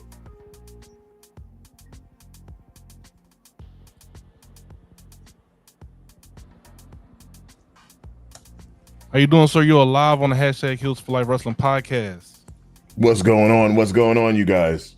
Oh my God, it's the Black Kingpin. He's gracing us with his presence. What's up, bro? Hey man, you sound like a narrator for a movie trailer. Villain laugh, man. This week. You know, I hated when Chris said that the first time, and then I sat on the shit, and then I remember that day. He said, and I was smoking my cigar, and I said, "Fuck this nigga, Chris." "Love you too, bro." All right, man. So, I was mad at him for a whole day for no reason but laughing. wow. Oh, I made my. Well, I did God's work. I mean, shit. You can't blame the Lord, not me. No, but we were going back and forth when we was talking about the New Orleans situation, and I could see that your head was on fire, and I was like, yeah, this nigga want to come up. So tell us what's up. No, so I think is there a little bit of a delay on my end, just so I know? Oh, No, you're good. You're good. You good, bro? Okay.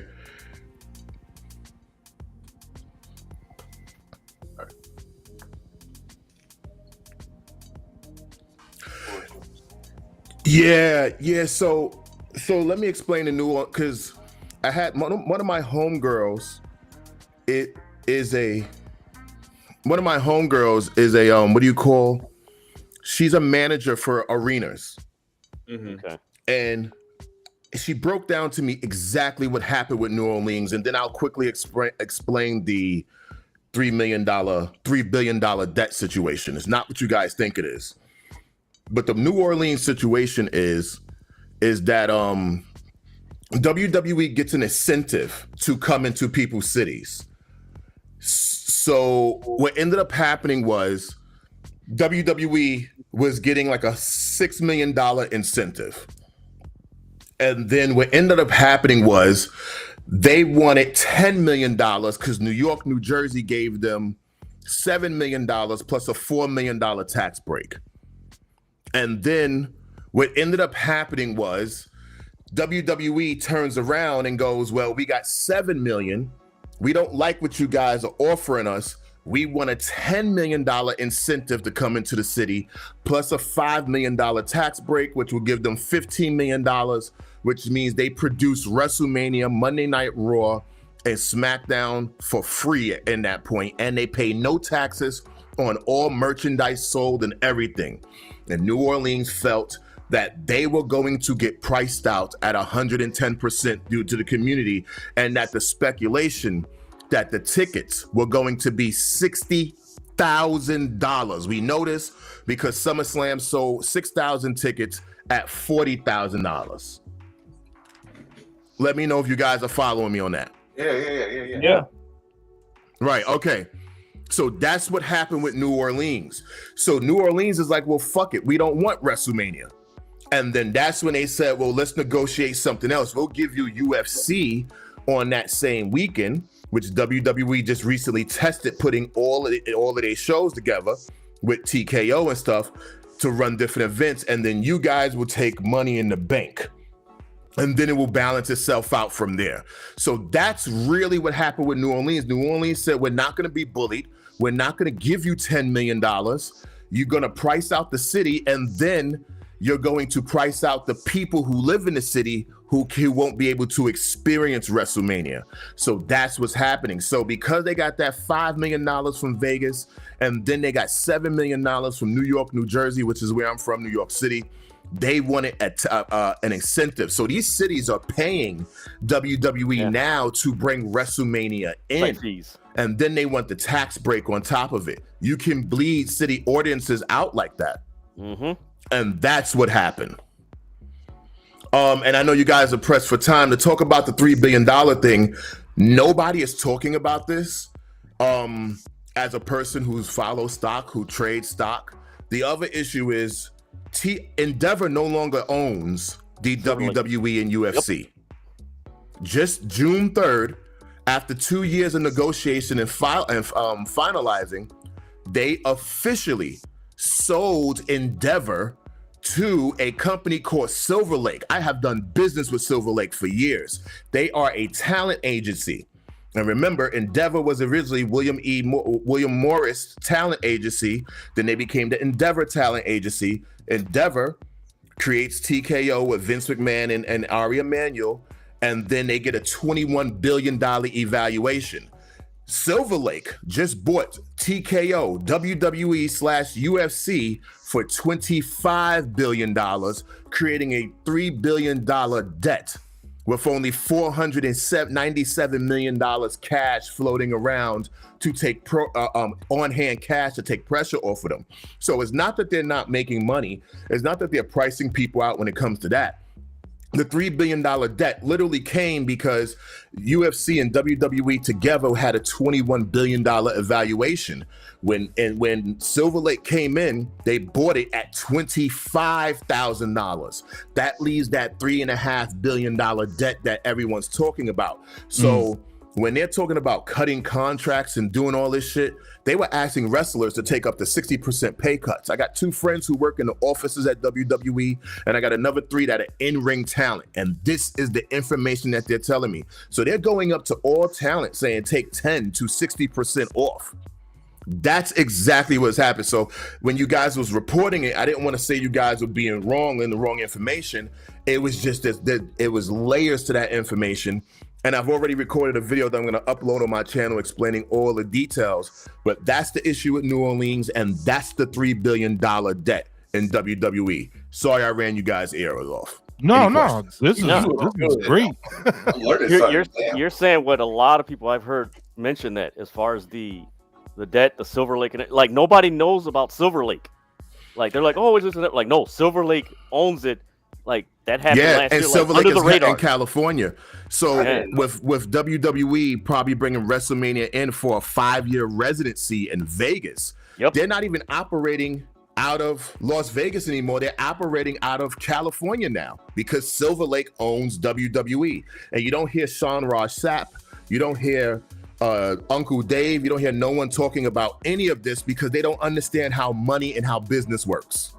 And you got to remember, film and television and music and entertainment, this is what I had done as an executive, as a former vice president of a major studio. We deal with companies like BlackRock, Silver Lake, Endeavor, William Morris, and so on and so on. So what they did was narrow down the pool. And they brought it all together because Silver Lake wants to control all of the future talent going down across the world. So that's the best way I can break it down to you guys. I mean, shit, thank you, because I ain't know about that part. We got to give our boy Dietrich a round of applause over supporting the New Wrestling World Order.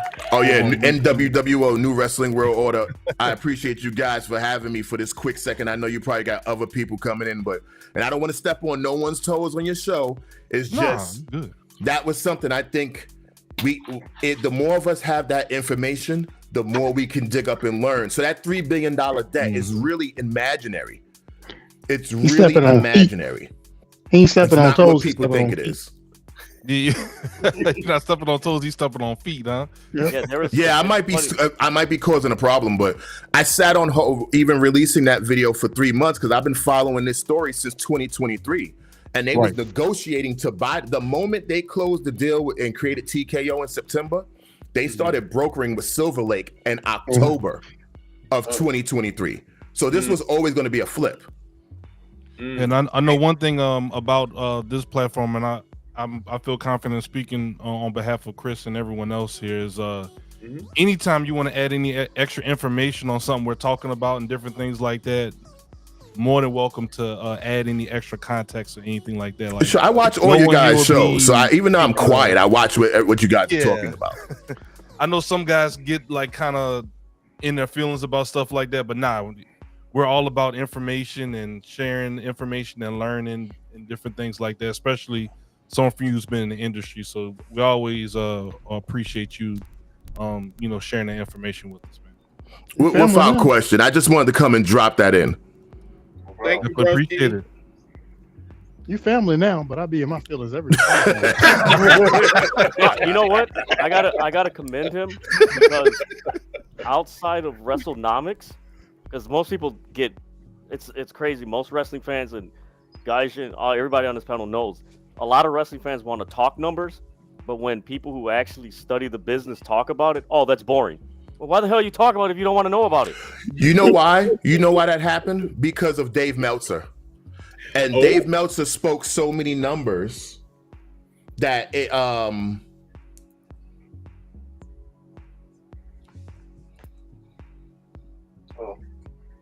That's your train of thought. Yeah, watch it now because I love Dave Meltzer. Your ass up. All right, don't get emotionally damaged now. No, I'm just saying with Dave Meltzer, the problem with Dave Meltzer is, and he's a great historian when it comes to the business, when it comes to wrestling, in-ring, and this, that, and the other. But Dave is a little bit of he likes the sound of sucking his own dick. You get what I'm saying? So Dave Meltzer's issue is he talks. I'm sorry. He said he liked the Dave sound Meltzer of- talks this weird like I lingo thought it to was muted. people, but he knows the average person doesn't know what a rating is. They don't know what a 0.1 is. They don't know what this That's is. true. He doesn't. He knows they don't know that, and he used that to sensationalize what he's talking about. So now everybody wants to talk the numbers, but they don't know the numbers, and that's the issue. That's on period. All right.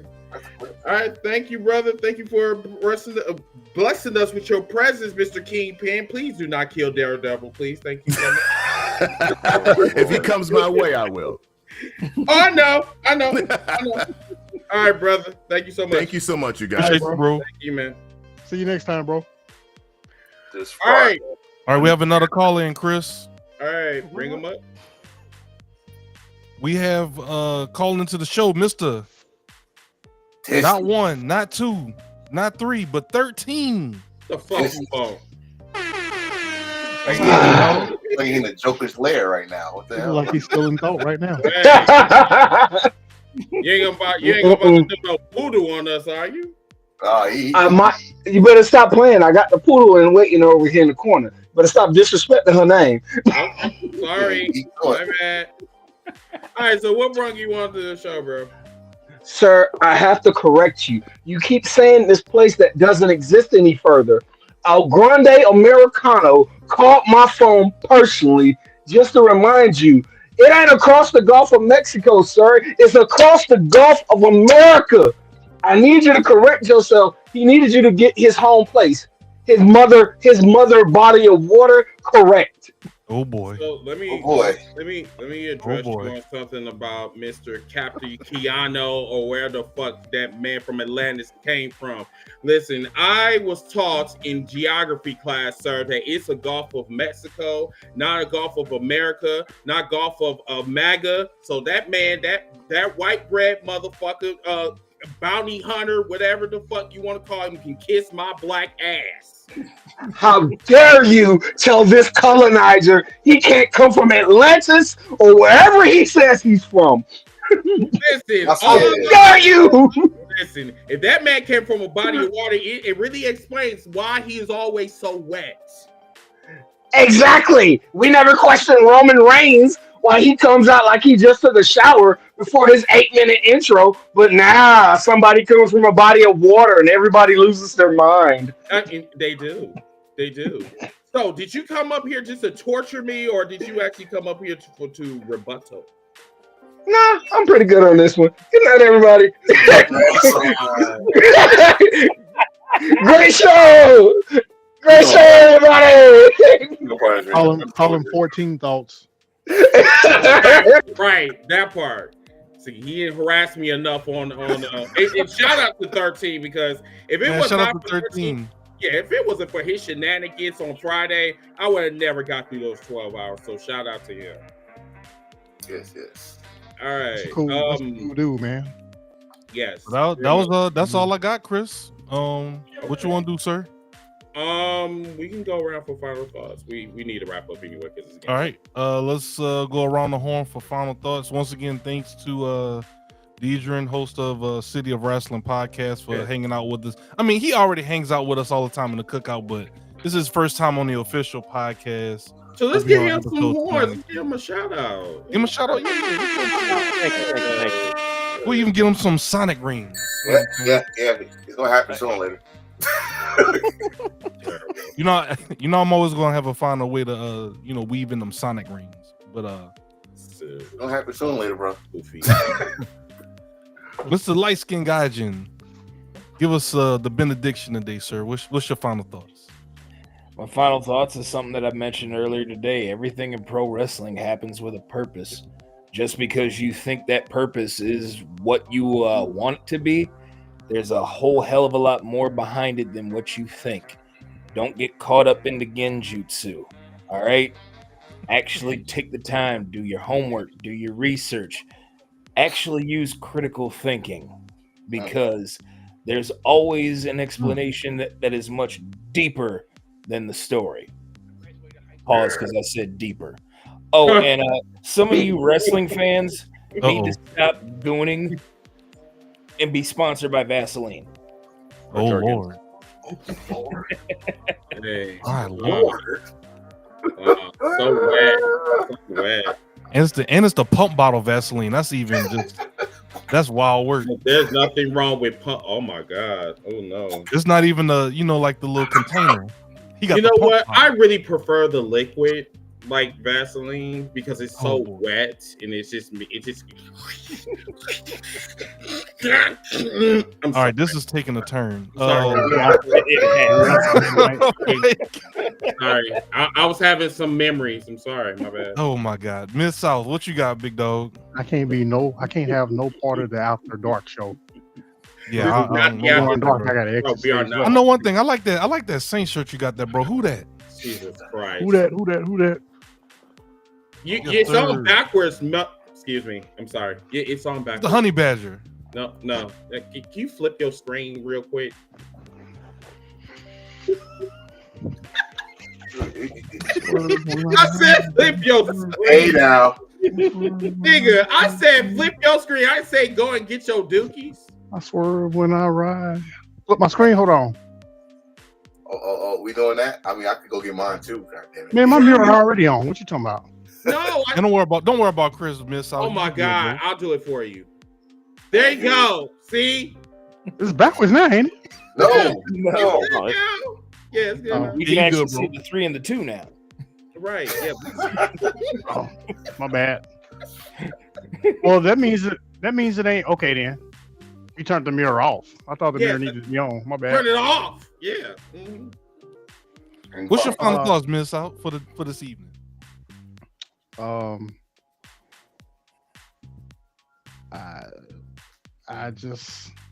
ain't followed none of this R-Truth stuff. I don't care about it at all. I'm like all the way out on WWE. I'm all the way in on AEW and just about anybody else. I'm not ashamed to say that. I just don't care about WWE anymore.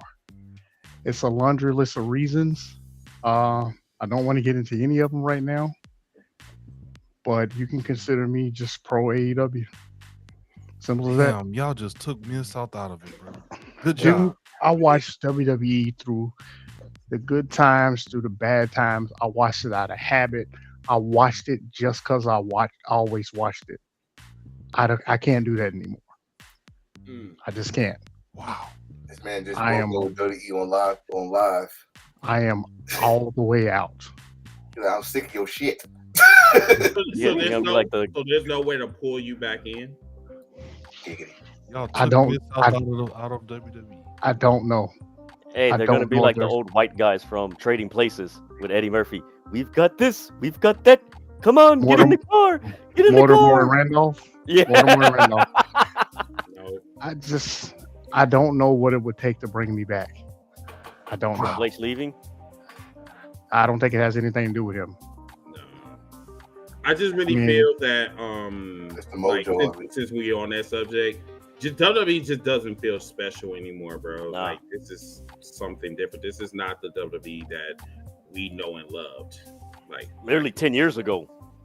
I wouldn't even say 10 years ago. I would say like 30 years ago, honestly. I can't believe people don't see that. This whole TKO thing, I don't care how much money they're making. It ain't the WWE anymore. It's not. The largest gate, not Miss the Out. WWE. The largest gate. That's what Carl Anderson said. Carl Oh, Anderson said it's not WESTK. You are such a troll, bro. Like, oh my god. I'm talking about Ziggy. But the Lord just gave. I mean, he right. That's what they be saying, Chris. Yeah, what they be that's what saying. it's gay. Oh my god. Miss all said what they got to do with him. Right. What that got to do with the wrestling like community? That has nothing to do with you. You're not getting that money. You giving the money to them. But You're bragging on how much you're price gouging the fans. That's crazy work. They're marketing to their Wow. their And shareholders. I don't even want to get into the Uh-oh. political. You know what I mean. I don't want to. You know what? I gotta agree with you on that. Is it that? Yeah, because there's a lot of topics that we talk about that you and I see, because I kind of see how you work in the shadows a little bit. You don't talk about politics. No. You don't talk about controversial shit unless it has something to do with like AEW matters. But I see that you veer away from those, so that's why I say I don't really expect you to talk about those topics. And I'll give you one quick point on why I don't bash. I try not to bash anything if I can. It's because, let's take for instance any podcaster, just any podcaster. If AEW puts on let's say they put on a 10 out of 10 pay-per-view. You go and you listen to 1 hour of that podcast. The majority of that hour is going to be based around talking about what they didn't like about a particular show than what they did. And I just use AEW as an example. That's how it is for the most part for any podcast. They spend the majority of their time telling you what they don't like instead of what they did like. And I am like, I've had it up to here with that kind of podcasting. So I mean, I get it. Yeah, I get it. He's a babyface amongst heels. The hell? You what? I'm an asshole when I need to be. Oh, I know that. Yeah. We know that. Yeah, we know that. Yeah, it's hilarious too. I rather you tell me what you liked about a show than every single thing that you didn't like about it. It's fine being objective and saying you don't like something, but you know, if your show is 10 minutes, don't give me 9 minutes of negative. That, you know what I mean? That I gotta agree with you. That's something I've seen from when I first started doing City of Wrestling. It was like that. I'm like, okay, is there anything that you did like about it? My final thoughts. It goes with Gaijin, because I don't know if you guys came across Queen Amanada's tweet earlier today about, I'll read it right for verbatim. Be a fan, don't be a creep. I had a fan send me flowers to my hotel when I was in New York with my name and room number on it. Imagine how I felt the day and days after. Y'all need to stop for real. Lord Jesus. Wrestling fans. Oh my Lord.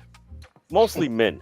Can you please go get some counseling or something and learn how to interact with women? Please. Like, stop going to the airports. Stop creeping out these fans, these women wrestlers. Like, they're people. Like, you wouldn't do this to your mom, your sister. You wouldn't want somebody to do this to your mom, your sister, your cousin. You wouldn't want this done to your family members. So why are you doing it to somebody else? Like, it's just weird, disturbing, and unsettling that you go to these lengths to interact with a wrestler.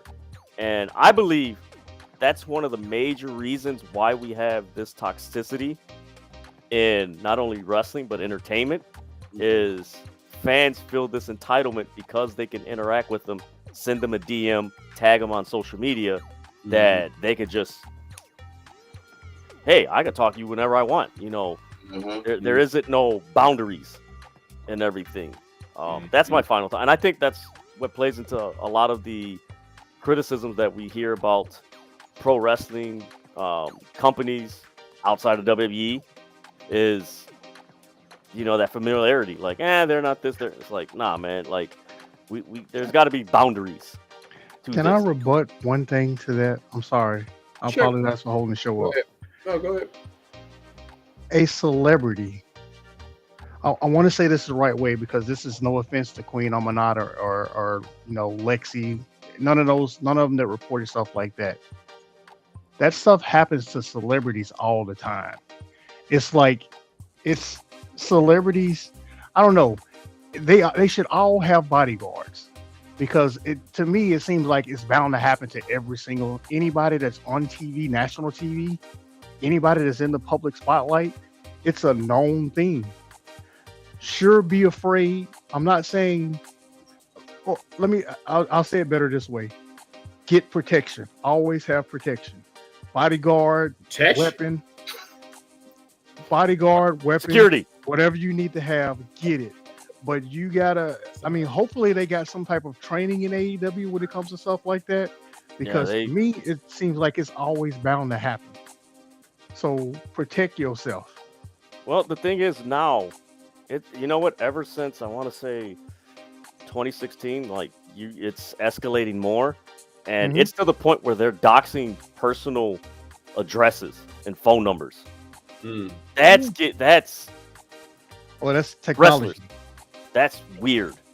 That is really weird and everything. So yeah, I don't know, man. These fans need to freaking go touch grass. Maybe the grass feel offended. You touch man to go touch a tree. It's weird, but women were beating down the door of Elvis Presley in the 60s and 70s. So I'm just saying it's always happened. It's just magnified now because you got social media. Yeah, but you got guys. Protection.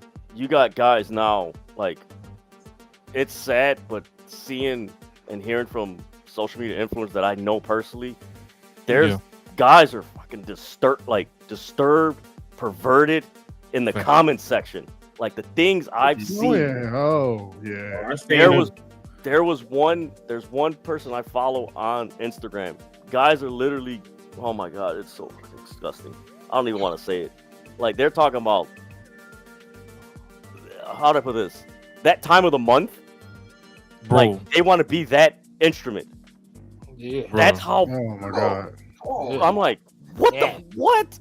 I don't too far gone, bro. Say it. I mean, like I said, I'm freaky than a motherfucker, but I'm not that level of freaky. Like I'm like, yo, like it's. Why would you even want to? Why would you want to exchange body fluids? That's sick. It's like, what the hell is wrong with these people? Oh my! Like, man, it's some real. What was it? Allison K, another one. This guy AI photo of him and her. And he's like, we're soulmates. And he tagged her in there. Oh, yeah, that just happened. God. And then he took a picture of his private area. He posted it on Twitter. Wait, he put his shit on Twitter. You know what? Yeah. It's too far gone, Diedrich, bro. That's like, man. And I'm like, you know what? If you get punched, tackled, I do not feel sorry for you. You brought it on yourself, dummy. That's really where we're at. Like, we're really at the punching. We're not even at the negotiation table anymore. No. Now you're becoming a terrorist, and you are trying to invade my personal space. And you like Soraya. Yeah, the meet and greets. The fans are trying to kiss her, not on a cheek. Like literally. Like what the fuck? What is wrong with you people? Wild word. So that's my final thoughts. Sorry to keep you guys longer, man, but that's no, you good, bro. Appreciate you hanging out with us this evening, man. Yeah. All right, who's next? The Enforcer. He kind of grossed you out with that one. Well, first, wash your asses. You know, wash your asses. Yes. Okay. Y'all can pay for conventions and wrestling tickets, $4,000. Go to your local dollar store or Dollar Tree. Get you some deodorant. We also got some merch. Please get our merch. We got limited time edition merch coming up. Celebrating the 300 episode. Please, once it come on, we will let you know. Pop that out. Take pictures so we can celebrate it. Also, again, doing some networking. Celebrate the cookout. Wrestling debates. But when it comes to wrestling, I think God just said it best. Just it's always something happened for a reason in wrestling. This happened. This kind of happened at the same time that they announced Vegas WrestleMania game. Though we knew it was going to happen, but they made announcements so y'all won't have to talk about it. Talking about archery. Okay, but it is what it is. Wrestling has been here for a long time and it always had controversy. I'm here to enjoy the wrestling. I don't know how long I got on this earth. I'm going to try to be happy and enjoy what makes me happy, and wrestling is it. And I'm going to enjoy this Wednesday. I got Osprey. I got Swerve. So do that. Find something to enjoy. Be happy. Don't shit on everybody else's parade. And yeah, join us on this road to 300. And I'm done. Cool. See that comment all for you.